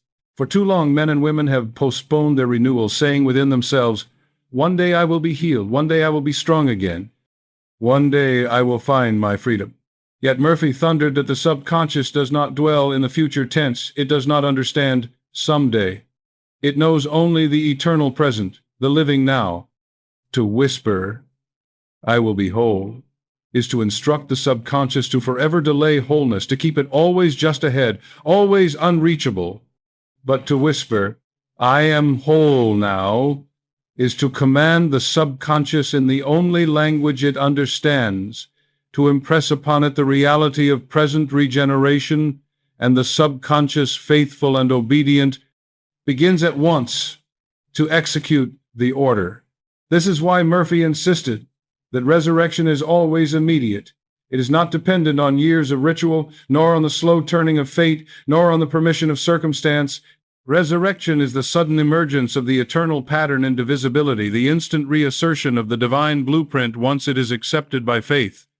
Appearances may take time to shift, just as a seed takes time to sprout after it is planted. But the inner reality is established the moment the suggestion is impressed. The law begins its work in silence, unseen but inexorable, and the outer result will come in its season. The key is to declare it now, to feel it now, to believe it now. Imagine the dawn breaking after a long night. For hours the world lies in darkness, and one might despair that the sun will never rise. Yet, in an instant, the first light appears on the horizon, and the certainty of day banishes every fear of endless night. So it is with the declaration of resurrection. The very moment you affirm it, the darkness of despair begins to recede, and the light of renewal shines in your heart, announcing that the day has already begun. You may not yet see its fullness, but you know it is inevitable, because the dawn is already present. Philosophically, this truth is the final liberation from determinism. You are not a creature of time dragging the chains of yesterday into tomorrow. You are a spiritual being living in the eternal present, where God's law is always active. To affirm now is to step outside the illusion of delay and to enter into alignment with reality as it is in spirit. The body must then follow, for it is but the servant of the mind, and the mind that accepts wholeness now commands the body to express it. Theologically, this is nothing less than the gospel of resurrection applied to the individual soul. Christ declared, "I am the resurrection and the life, not I will be, but I am." In that eternal present, Lazarus was raised, the sick were healed, the blind received sight. When you echo that I am in your own whispers, "I am whole, I am strong, I am renewed," you are not imitating but participating in the same law, the same spirit, the same eternal life that raised Christ from the grave. This is the essence of divine inheritance. To live in resurrection now, not to postpone it for some other world or time. So tonight, seal your practice with a final declaration. As you lay down and the veil of sleep descends, whisper slowly, reverently, with feeling, "I am whole now. I am strong now. The resurrection power quickens me now. Every cell of me vibrates with divine life now." Let the word now ring like a bell in your heart, dissolving every delay, every doubt, every shadow. Feel the truth of it as though already embodied. See yourself radiant with strength. Hear yourself speaking with joy. Walk in imagination as though it were already accomplished. Then surrender to sleep, knowing the subconscious has received the decree and is already carrying it out. For this is the final mystery Murphy revealed. Resurrection is not tomorrow. It is today. It is not later. It is now. And when you dare to speak it, to feel it, to believe it, the law cannot fail, the body cannot resist, the cells cannot disobey. The command of faith is the command of God within you, and it is always answered. Say it, whisper it, live it, I am whole now. And as you do, the dawn of resurrection breaks within, and your life rises into the radiant day of renewal, having entered into the radiant realization that resurrection is not future but present, that the divine blueprint is active now and the body must obey the command of faith. Joseph Murphy would not leave the seeker with a merely private vision of wholeness, but would expand their horizon to embrace destiny itself as the field of resurrection. For he taught that just as the cells respond to the word of command, so too does the future respond to the pattern impressed upon the subconscious. The future is not some dark, uncharted forest into which we stumble blindly, but a garden planted with seeds of thought, watered by emotion, and harvested in due time. Every affirmation, every whispered decree, every nightly visualization is a seed sown into that garden. And just as surely as an acorn cannot yield thorns nor a weed blossom into roses, so the seeds planted in the subconscious determine the harvest of destiny.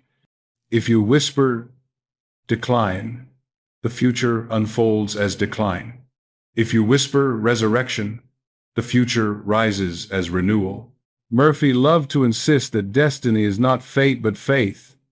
Fate is the word of bondage, the belief that one is chained to heredity, to environment, to the shadows of the past. Faith is the word of freedom, the conviction that the spirit within is greater than circumstance, greater than genetics, greater than statistics, greater even than time. When you whisper before sleep, my future is guided by divine wisdom. My path is straight, my days overflow with life, my destiny is radiant with abundance. You are planting in the subconscious the blueprint of a future so luminous that it cannot help but manifest in due season. The subconscious, impartial as ever, sets about arranging people, opportunities, and even the chemical life of your body to reflect that image. Consider the metaphor of a sculptor facing a block of marble. To the untrained eye, the marble is a dead mass, cold and heavy. But to the sculptor's imagination, the figure is already present within. He need only remove the excess stone to reveal it. So too is your destiny already present within the subconscious. What you believe, you carve. What you imagine, you reveal. If you imagine shadows, the statue will bear scars and fractures. But if you imagine radiance, the statue emerges as beauty. Each affirmation, each visualization, each whispered command is a chisel stroke removing what is false and revealing what is true. Destiny, like marble, is already shaped by the hands of imagination, and the figure that emerges is the future you will live. Theologically, this insight is supported by the eternal truth that, as a man thinketh in his heart, so is he. The heart in Scripture is the subconscious, the inner workshop of faith. To think in the heart is to impress upon the subconscious an image of reality. And what is impressed there must, by the law of life, be expressed in time. When you declare with conviction, my future is coated with vitality, joy, and divine harmony, you are speaking a living prophecy, and the spirit within, which governs both cells and circumstances, hastens to fulfill it. This is why Murphy called the subconscious the womb of creation. It receives the seed of faith and nurtures it until it comes forth into the visible world. So let tonight's practice extend beyond the body into the vast canvas of tomorrow. As you lie down, do not only whisper, my cells are renewed, but also whisper, my future is renewed. Divine order guides every step. Doors open before me. Opportunities surround me. Love and abundance flow through me. Picture yourself walking into days filled with light, meeting the right people at the right time, flourishing in health, radiating peace. Feel the gratitude of that fulfilled destiny as though you were already living it. Then surrender to sleep, confident that the subconscious has received both the command of the body and the command of destiny, and is already shaping both into harmony. For your future is not the echo of heredity, not the shadow of fear, not the repetition of yesterday. Your future is the child of your faith, and faith commands resurrection. And now, as the circle of teaching draws to its radiant conclusion, Joseph Murphy would weave every thread of truth into one seamless garment of practice. presenting what he called the nightly ritual of resurrection, a sacred ceremony not of outer pomp or elaborate rite, but of inward alignment, simple in form, yet infinite in consequence. He taught that the subconscious is most impressionable in the moments before sleep, when the body sinks into rest and the vigilant conscious guard lowers its defenses. This twilight state, poised between waking and slumber, is the golden gate through which suggestion passes directly into the inner workshop of life. It is here, at this threshold, that you become priest and prophet of your own destiny, whispering decrees that the subconscious must obey through the silent hours of the night. The ritual begins in stillness. You lie upon your bed and allow the body to relax, to surrender its burdens, to dissolve its tensions. You breathe deeply and evenly, sending a signal of peace to every nerve and muscle. In this calm, the mind is softened, receptive, like fertile soil awaiting seed. Into this soil you plant the first word: gentle, rhythmic, certain.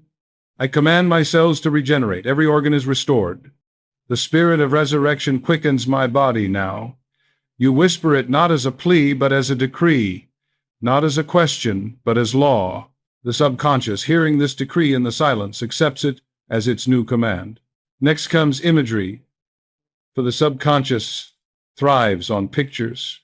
You envision a golden stream of light descending from infinite spirit, flowing through your body like liquid fire, touching each cell with vitality, illuminating each strand of DNA with divine order.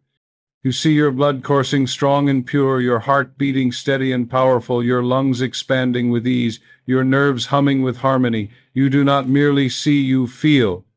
You sense warmth flooding your limbs, strength rising in your muscles, peace radiating from your core.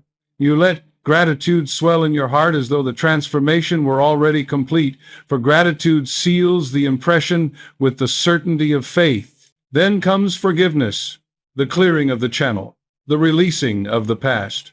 You whisper softly, I release all who have harmed me. I forgive them and set them free. I forgive myself completely. I am free, and love governs me now. As you say these words, you imagine chains falling from your heart, bitterness dissolving into light, resentment evaporating like mist in the morning sun. You feel space open within, circulation restored, energy flowing freely once again. The subconscious, cleansed of poison, now has no resistance to the new command of life. Finally, you seal the ritual with surrender and thanksgiving. You whisper, Thank you, Infinite Spirit, that it is done. Thank you for the wholeness now manifesting.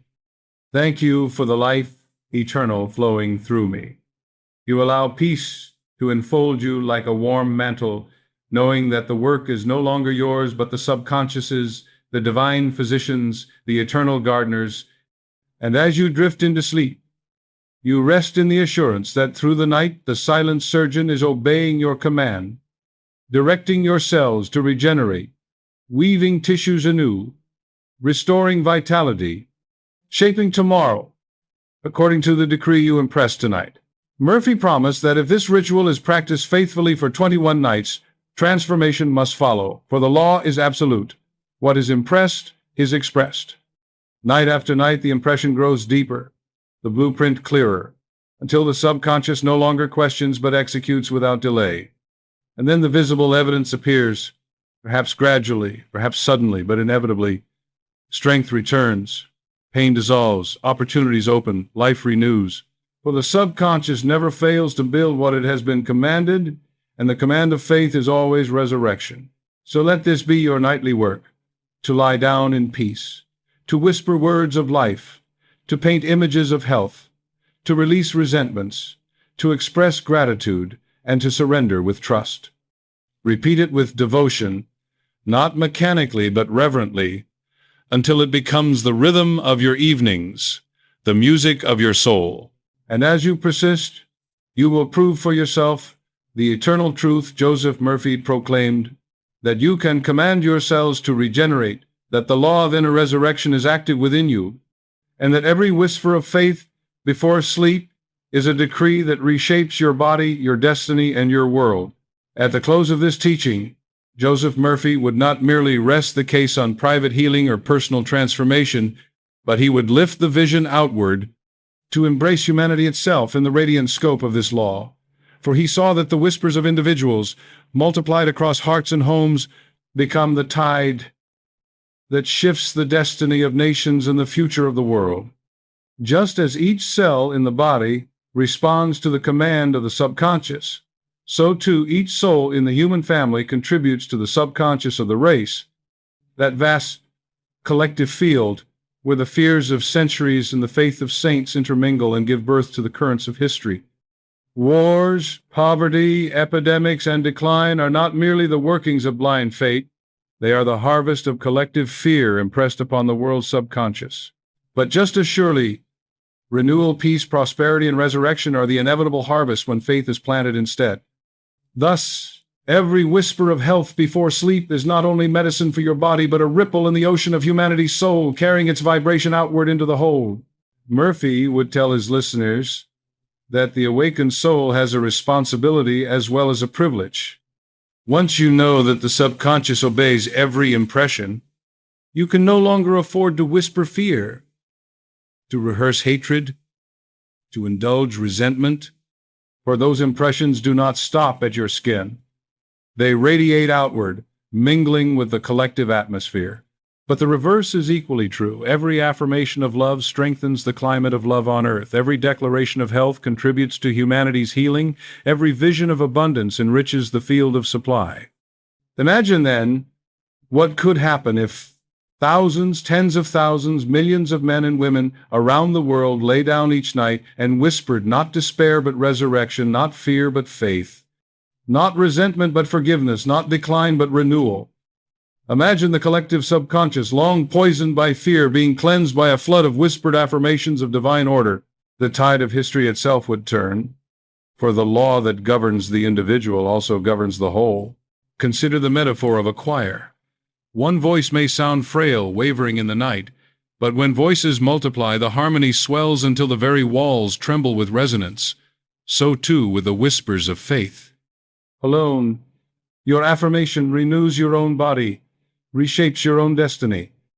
But joined with countless others, it becomes a hymn of resurrection that reverberates through the subconscious of the race, commanding not only your cells, but the cells of humanity to regenerate, to rise, to be restored. Wars dissolve in the presence of forgiveness. Poverty evaporates in the atmosphere of abundance. Disease retreats before the decree of health. The world is rewritten one whisper at a time. Theologically, this is the unfolding of the kingdom of God within and among us. Christ prayed, "Thy will be done on earth as it is in heaven." Heaven is the eternal blueprint of harmony, untouched, uncorrupted. Earth is the field where that blueprint must be impressed, and each whisper of faith is a stroke of alignment, a decree that heaven's pattern be mirrored here. When enough souls agree in their subconscious, when enough voices whisper the law of resurrection, earth itself must yield, for what is impressed must be expressed not only in one body, but in the body of humanity. So, tonight, as you prepare your own ritual, remember that you do not whisper alone. With you are countless others who long for renewal, who believe in the law, who practice the same affirmations in their own solitude. Join your voice with theirs in spirit. Whisper not only, "I am whole," but also, "Humanity is whole. Love governs the world." The spirit of resurrection renews the earth now. Imagine the globe itself bathed in golden light, every nation, every people, every soul vibrating with the harmony of God. Feel the gratitude as though it were already accomplished. Drift into sleep with this universal vision and know that your whisper has joined a chorus that is rewriting the very DNA of the race. For the law of inner resurrection is not confined to the individual. It is cosmic, it is universal, it is eternal. It calls every cell, every soul, every society to rise from the tomb of fear into the garden of faith. And as you whisper tonight, remember that you are both participant and prophet in this great unfolding, a voice in the hymn of humanity, commanding not only your own cells, but the cells of creation itself to regenerate, to renew, to live again. At last, Joseph Murphy would bring the seeker to the final seal, the closing cadence of the symphony where all teachings converge into one luminous certainty that the whispers you speak in the silence of your heart are not passing echoes, but eternal decrees that shape the architecture of your destiny and ripple into the collective soul of humanity. He would remind his students with solemn joy that nothing is ever wasted, no word spoken in faith ever falls into emptiness, no affirmation whispered before sleep is ever lost, no image of wholeness ever dissolves into nothingness. Each one is a seed sown in the garden of the subconscious, and each seed must by law bring forth fruit in its time.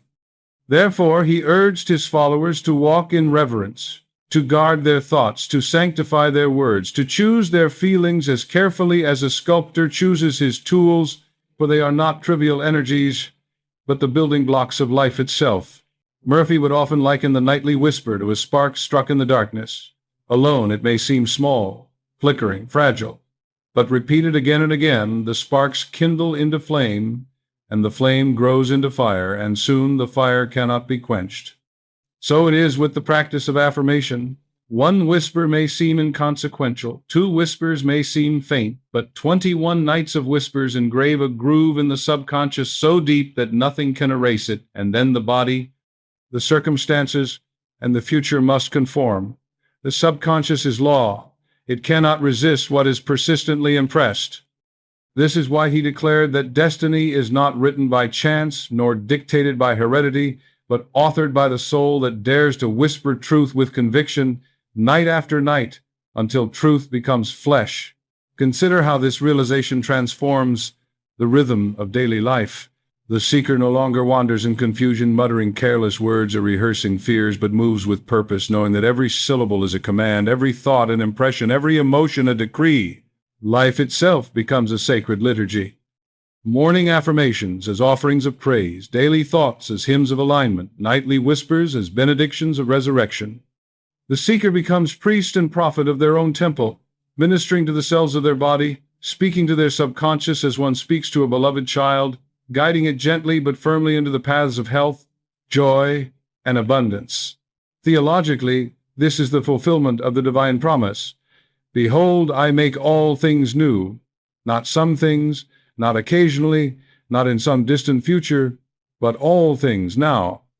When you whisper before sleep, I am whole, I am free, I am renewed by the Spirit of God, you are participating in this eternal renewal, aligning yourself with the rhythm of creation itself. You are no longer waiting for heaven to descend, you are bringing heaven into expression in your body, in your future, in your world.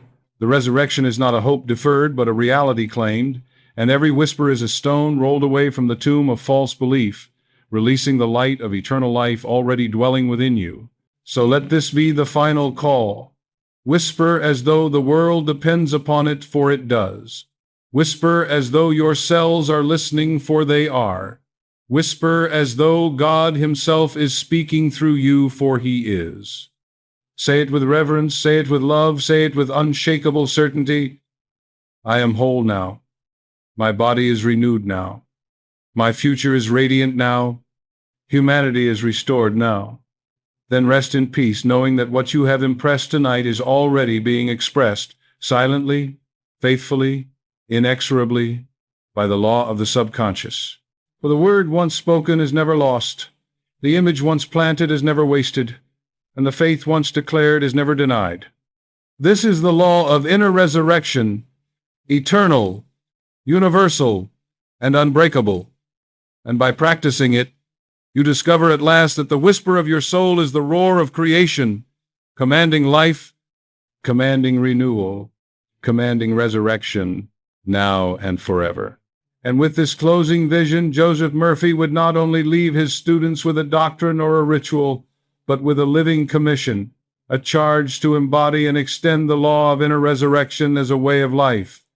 For he insisted that the whisper is never meant to remain in the secrecy of night alone, but to spill into the dawn and color every word, every action, every encounter of the day. The subconscious is not impressed only at bedtime. It is impressed by every hour's atmosphere, every tone of speech, every lingering thought. If the nightly ritual is the planting of seeds, then the daylight hours are the tending of the garden, the pulling up of weeds, the watering of affirmations, the basking in the sunlight of gratitude. Thus he urged his followers to live deliberately, to be guardians of their inner climate, to monitor with holy attentiveness what they speak, what they imagine, what they feel, knowing that these are not idle indulgences but the very materials from which destiny is woven. Imagine a man who whispers resurrection each night but spends the day complaining, doubting, rehearsing fears. He is like a farmer who sows good seed at dusk and then tramples the field at dawn, tearing up what he planted. The harvest is delayed, the field confused, the soil conflicted. But imagine another who whispers life at night and walks in expectancy by day, speaking words of faith at work, carrying gratitude in his heart at home, forgiving offenses as soon as they arise, affirming silently in the midst of challenges, "Divine order governs me. All is well." Such a one waters the seed continually, protects it from weeds, nurtures it into growth, and in due season the harvest of health, abundance, and peace cannot be withheld. Murphy would often remind his listeners that the law of impression is constant, impartial, inexorable. What you dwell upon in thought, you command. What you repeat with feeling, you decree. What you expect with conviction, you experience. And so the work of the awakened soul is not to beg for miracles, but to live in awareness that every moment is creative, every thought, a seed, every whisper, a brushstroke upon the canvas of tomorrow. The resurrection does not wait for a special occasion. It is enacted daily, hourly, with every inner word. Theologically, this transforms life itself into sacrament. The morning greeting becomes a blessing, the daily task a prayer, the quiet thought a command. Paul's exhortation to pray without ceasing is fulfilled, not in constant verbal petitions, but in the steady maintenance of a consciousness aligned with truth. To live with awareness of the law is to live in continuous prayer, continuous creation, continuous resurrection. The kingdom of God is no longer confined to the temple or the church, but becomes the atmosphere of the soul, carried everywhere, active always, whispering silently yet shaping visibly. So let this be your practice beyond the ritual, to carry into the day the same reverence, the same expectancy, the same authority with which you whisper at night. Guard your words in conversation. Let them be seeds of life. Guard your images in imagination. Let them be pictures of wholeness. Guard your emotions. Let them be currents of love and gratitude. And when challenges arise, let them not drag you back into fear, but let them become opportunities to reaffirm, to say again with conviction, "I am whole now. Divine wisdom guides me now. Life regenerates me now." In this way, the whisper of night becomes the song of day, the law of resurrection becomes the rhythm of life, and you discover that regeneration is not an occasional miracle, but a constant unfolding. For in the end, Murphy's teaching is not simply about commanding cells in secret moments of prayer, but about living as a conscious co-creator with God, moment by moment, breath by breath. Whisper at night, affirm by day, forgive continually, give generously, walk gratefully, and you will find that every fiber of your being resonates with resurrection. The old self dissolves not in one sudden flash alone, but in the steady dawning of a new consciousness, until one day you look back and realize that you no longer merely believe in resurrection, you live it, you embody it, you are it. And in this final unfolding, Murphy would invite his listeners to see themselves not only as recipients of the law, but as transmitters of it, living testimonies whose very presence becomes a contagion of faith and renewal in the lives of others. He would remind them that the subconscious is always listening, not only within the individual, but also resonating across the invisible bonds of human connection.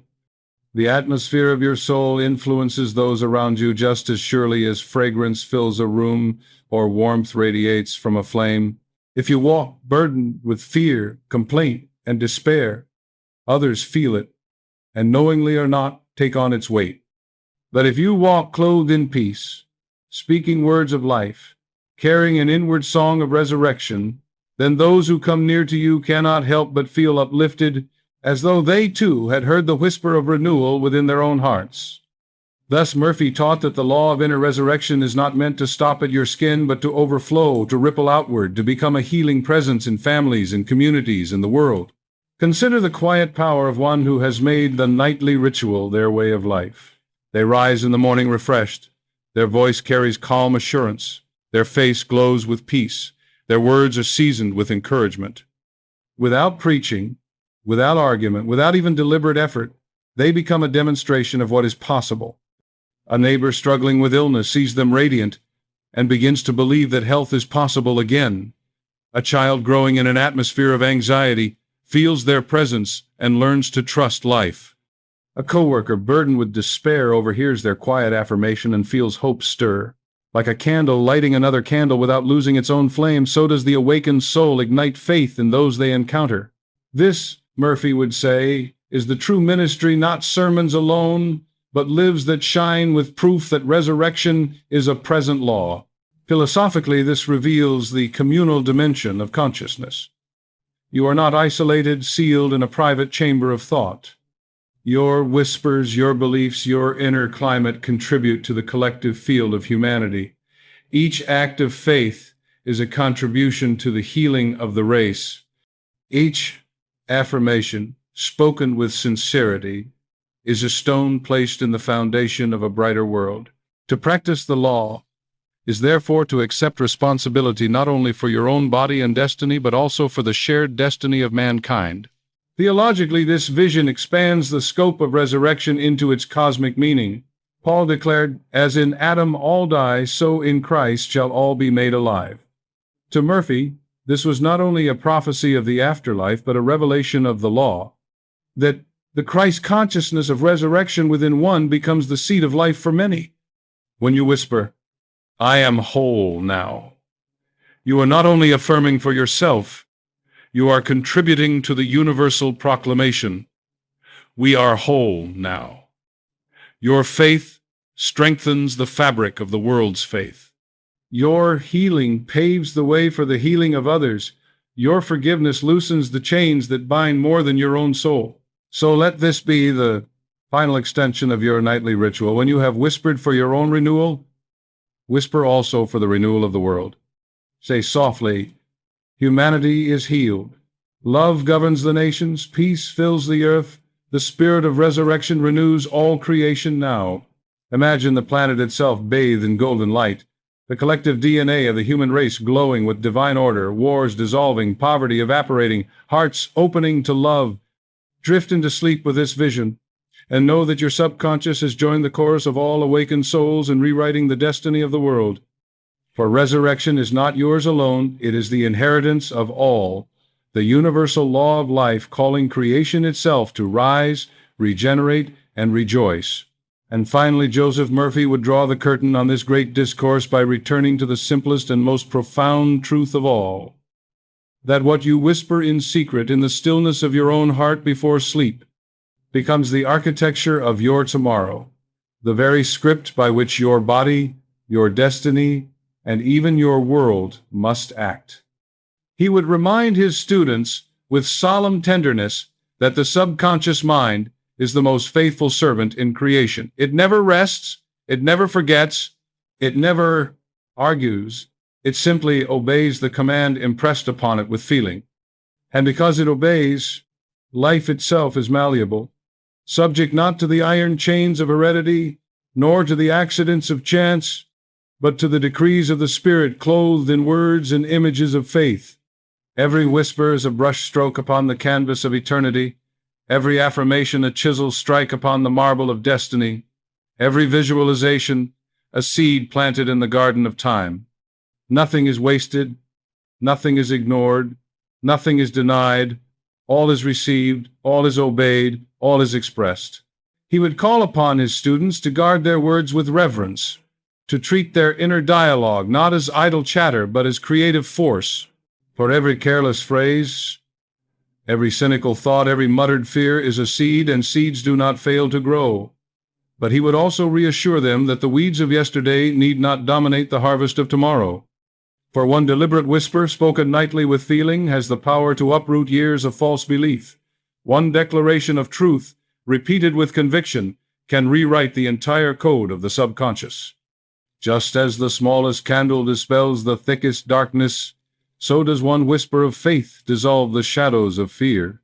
Murphy would often say that the difference between bondage and freedom, sickness and health, despair, and joy lies not in external events, but in the inner decision to whisper life instead of death, hope instead of fear, blessing instead of curse.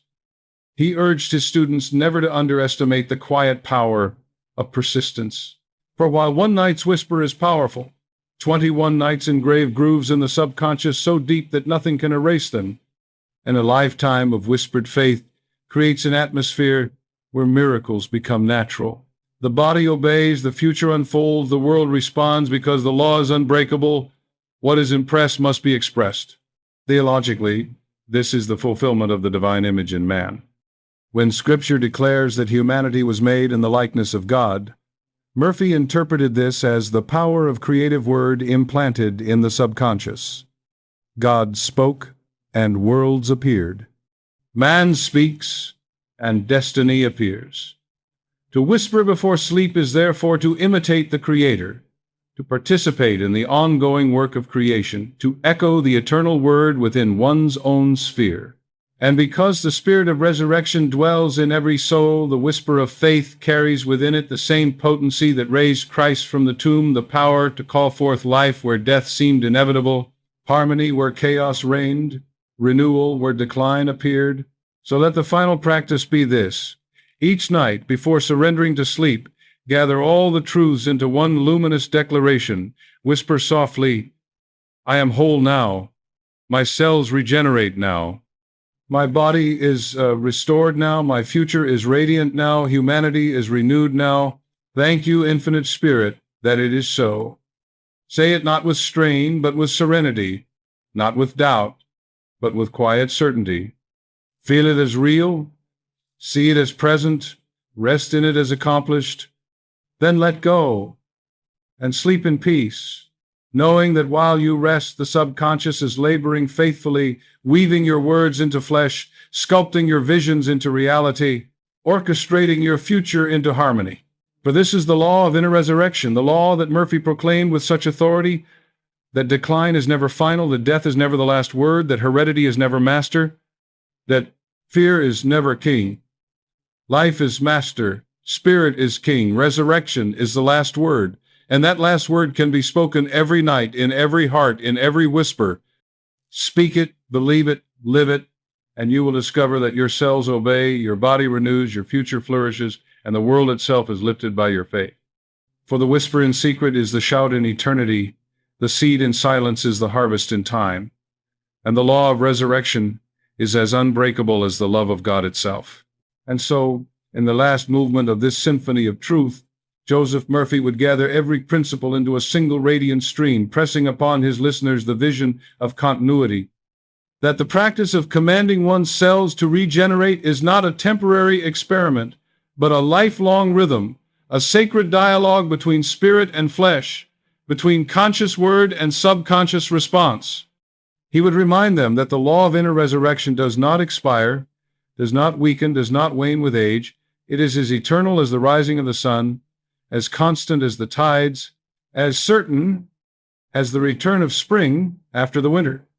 Just as nature renews itself in ceaseless cycles, the tree shedding its leaves only to blossom again, the river evaporating only to return as rain, the stars dying only to give birth to galaxies, so too does the body, when governed by faith, enter into perpetual renewal. To live with this awareness is to align oneself with the great rhythm of creation itself, to see aging not as decay but as transformation, to see challenge not as defeat but as the soil from which greater strength can rise. He would invite his students to think of themselves as custodians of a temple whose stones are cells and whose altar is the subconscious mind. Each night's whisper is like the lighting of lamps upon that altar, filling the temple with radiance. Each day's word of faith is like the laying of a new stone, repairing cracks, strengthening foundations. And the temple, though weathered by storms, never falls into ruin so long as the caretaker tends it with devotion.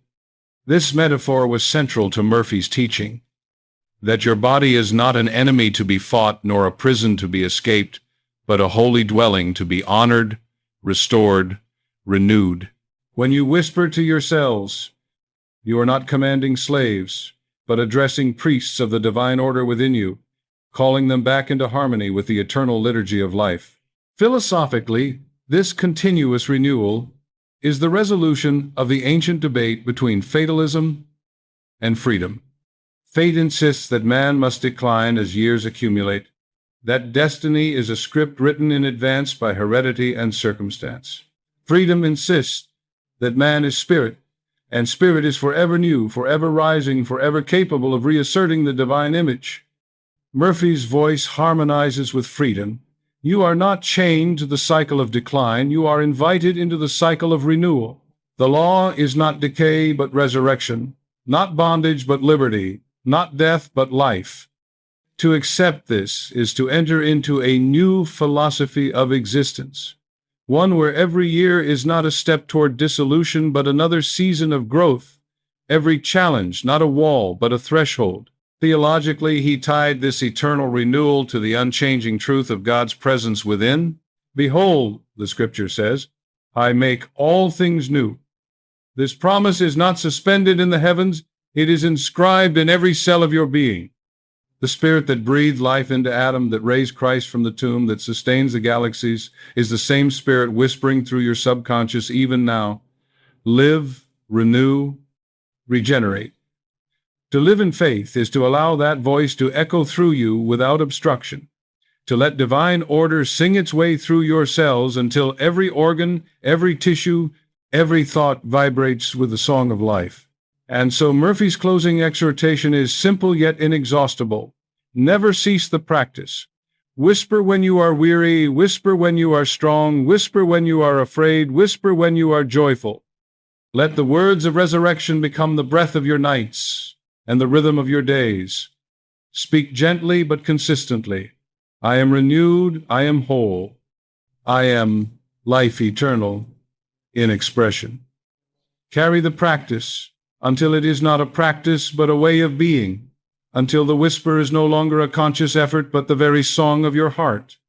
For then and only then will you realize the full grandeur of the law of inner resurrection, that life is not a march toward death, but a spiral of endless renewal, that your body is not condemned to decline but invited to regenerate, that your destiny is not chained to fear but liberated by faith. This is the final word of the teaching, not decline but resurrection, not bondage but freedom, not despair but the eternal whisper of life rising forever within you. Joseph Murphy, in the quiet grandeur of his message, would often conclude by turning the seeker's gaze toward the great paradox that lies at the heart of spiritual law, that the whisper which feels so small, so fragile, so fleeting, carries within it the force that moves galaxies, heals nations, and regenerates the very tissues of the body. He would remind them that man is constantly tempted to look for power in noise, in spectacle, in the thunder of outer circumstance. But the true law of life works in silence, in stillness, in the intimate secrecy of the heart.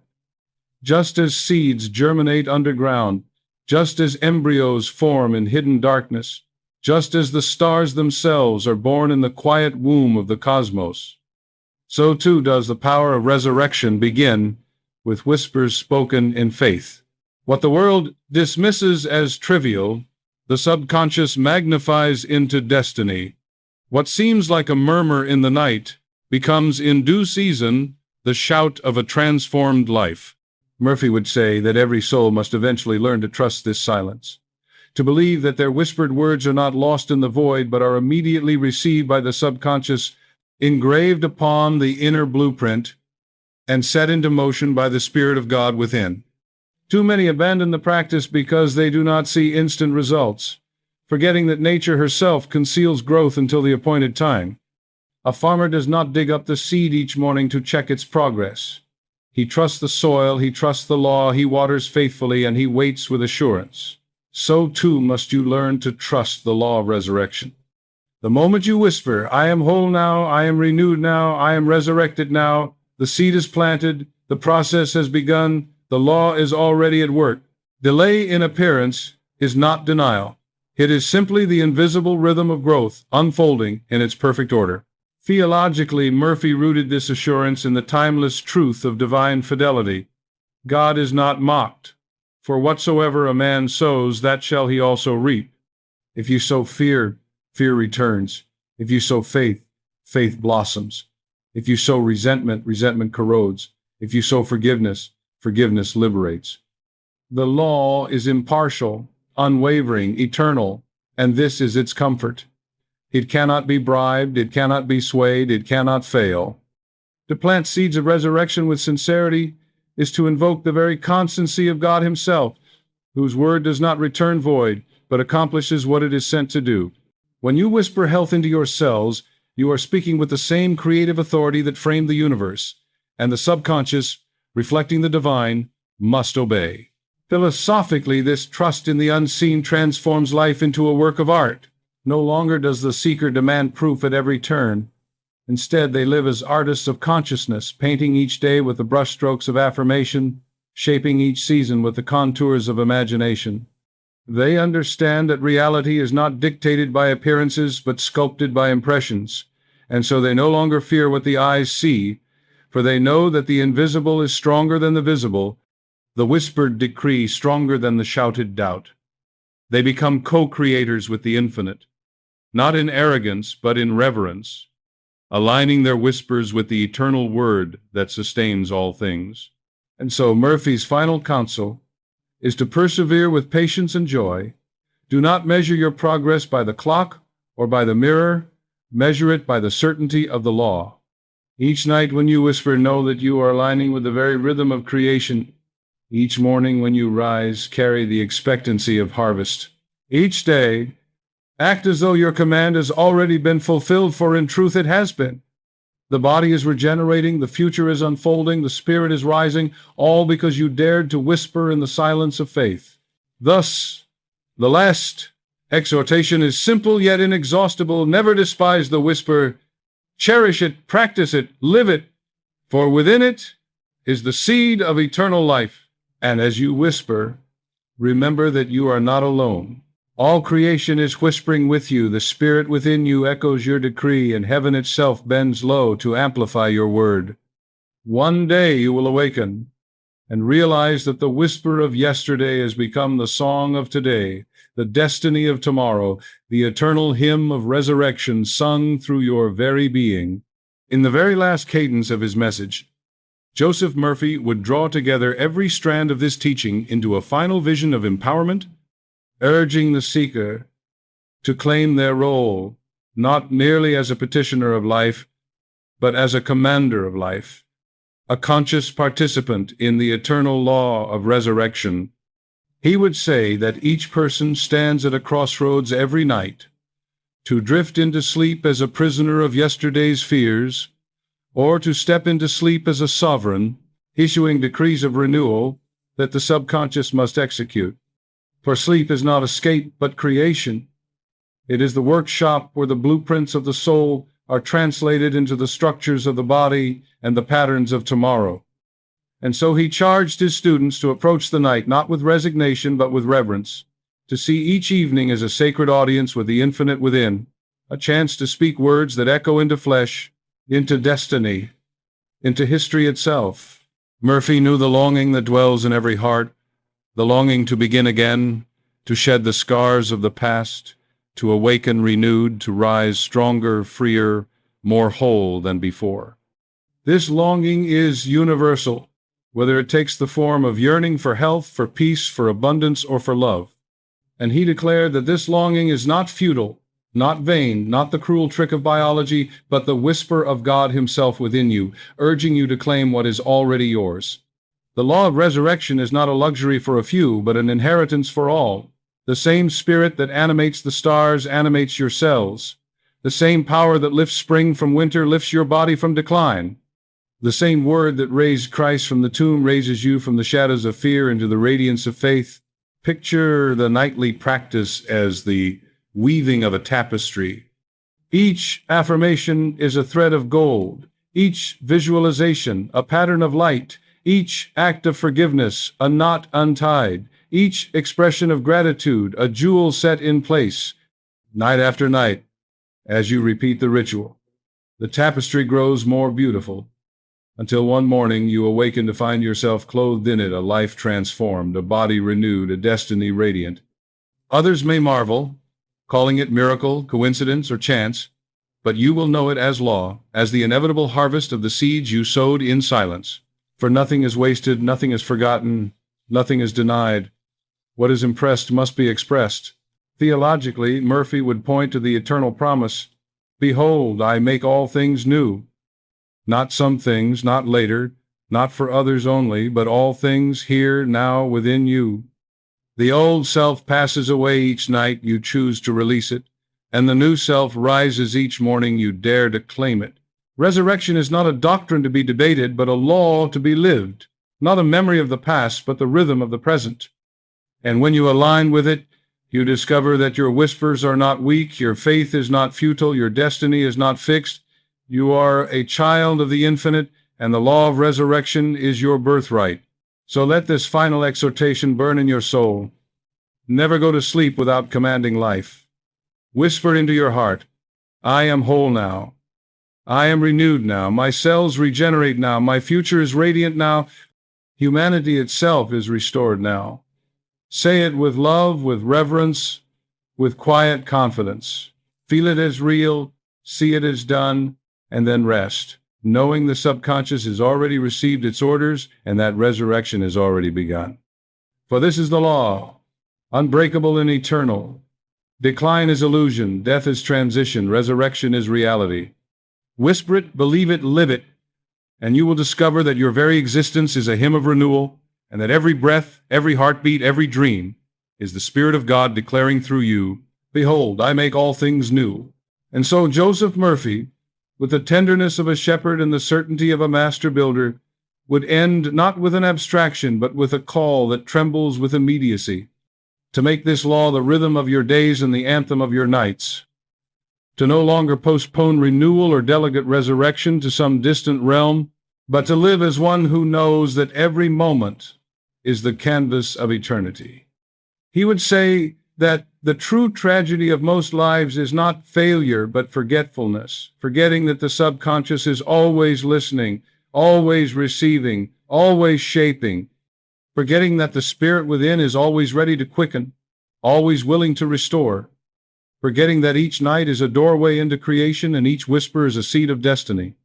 To remember this truth, to live in it, to practice it without ceasing, is to rise above the hypnosis of decline and to step into the authority of sonship, claiming at last the inheritance that has been waiting all along. He would remind you that you are not a beggar at the gates of heaven, pleading for scraps of health and fragments of joy. You are heir of the infinite, bearer of the divine image, custodian of the law of resurrection. Your words are not idle syllables but decrees. Your imagination is not fancy but blueprint. Your feelings are not passing moods but currents that carve the river of your destiny. To live unconsciously, repeating the chants of fear and resentment, is to surrender your temple to vandals. To live consciously, whispering truth with reverence, is to rebuild your temple in glory, stone by stone, cell by cell, day by day. And when you make this the steady rhythm of your life, the body will obey, the future will obey, the world itself will bend toward harmony, for the law cannot resist the persistence of faith. Philosophically, this is the resolution of man's deepest paradox, that though he appears small in the cosmos, though his voice seems fragile in the wind, yet his whisper moves mountains. His faith reshapes the body. His belief reconfigures destiny. It is not size that matters, but alignment. Not volume, but conviction. The sun, though vast, obeys the same law as the seed. The galaxy, though immense, is governed by the same order as the cell. And so, too, your whisper, though faint to the ear, is thunder in the chambers of the subconscious, lightning in the DNA, music in the fabric of creation. Theologically, this final exhortation is the unveiling of the Christ principle within every soul. "The kingdom of God is within you," said the Master. And Murphy echoes, "The law of resurrection is within you, not far away, not locked in Scripture alone, not reserved for saints or mystics, but present in every man and woman who dares to believe, to whisper, 'I am whole now, is to let Christ's own words speak again through you. To declare, "My body regenerates now," is to echo the eternal command, "Lazarus, come forth." Resurrection is not history but law, and law waits only for your agreement to operate. Therefore, let the last word be not analysis, but practice. Tonight, before sleep, take the teaching into your heart. Breathe deeply. Release the weight of the day. Whisper with quiet authority, "I am whole. I am renewed. My cells regenerate. My destiny is radiant. Humanity is restored." Thank you, Infinite Spirit, that it is so. Say it until you feel it until you believe it until the subconscious accepts it without question. Then rest, and know the work is done. And when you awaken, rise as one already renewed, already radiant, already living in resurrection. For this is the law of inner resurrection, eternal and unfailing, and the final secret of life. That you need not wait to be made new, you are new now. And in the ultimate benediction of this teaching, Joseph Murphy would remind his hearers that the journey does not end with their own renewal, but continues in the silent, unseen influence they radiate to the world. For once the subconscious has been impressed with resurrection, it cannot help but overflow its vibration outward into the atmosphere of every relationship, every endeavor, every community. He would explain that just as a healthy cell radiates vitality to the surrounding cells, so a soul steeped in nightly affirmations of wholeness becomes a nucleus of renewal in the greater body of humanity. Others, perhaps without knowing why, feel lighter in your presence, more hopeful in your company, more capable in their own struggles. For the law that commands your cells to regenerate also commands your environment to reorganize itself according to the image of harmony you carry within.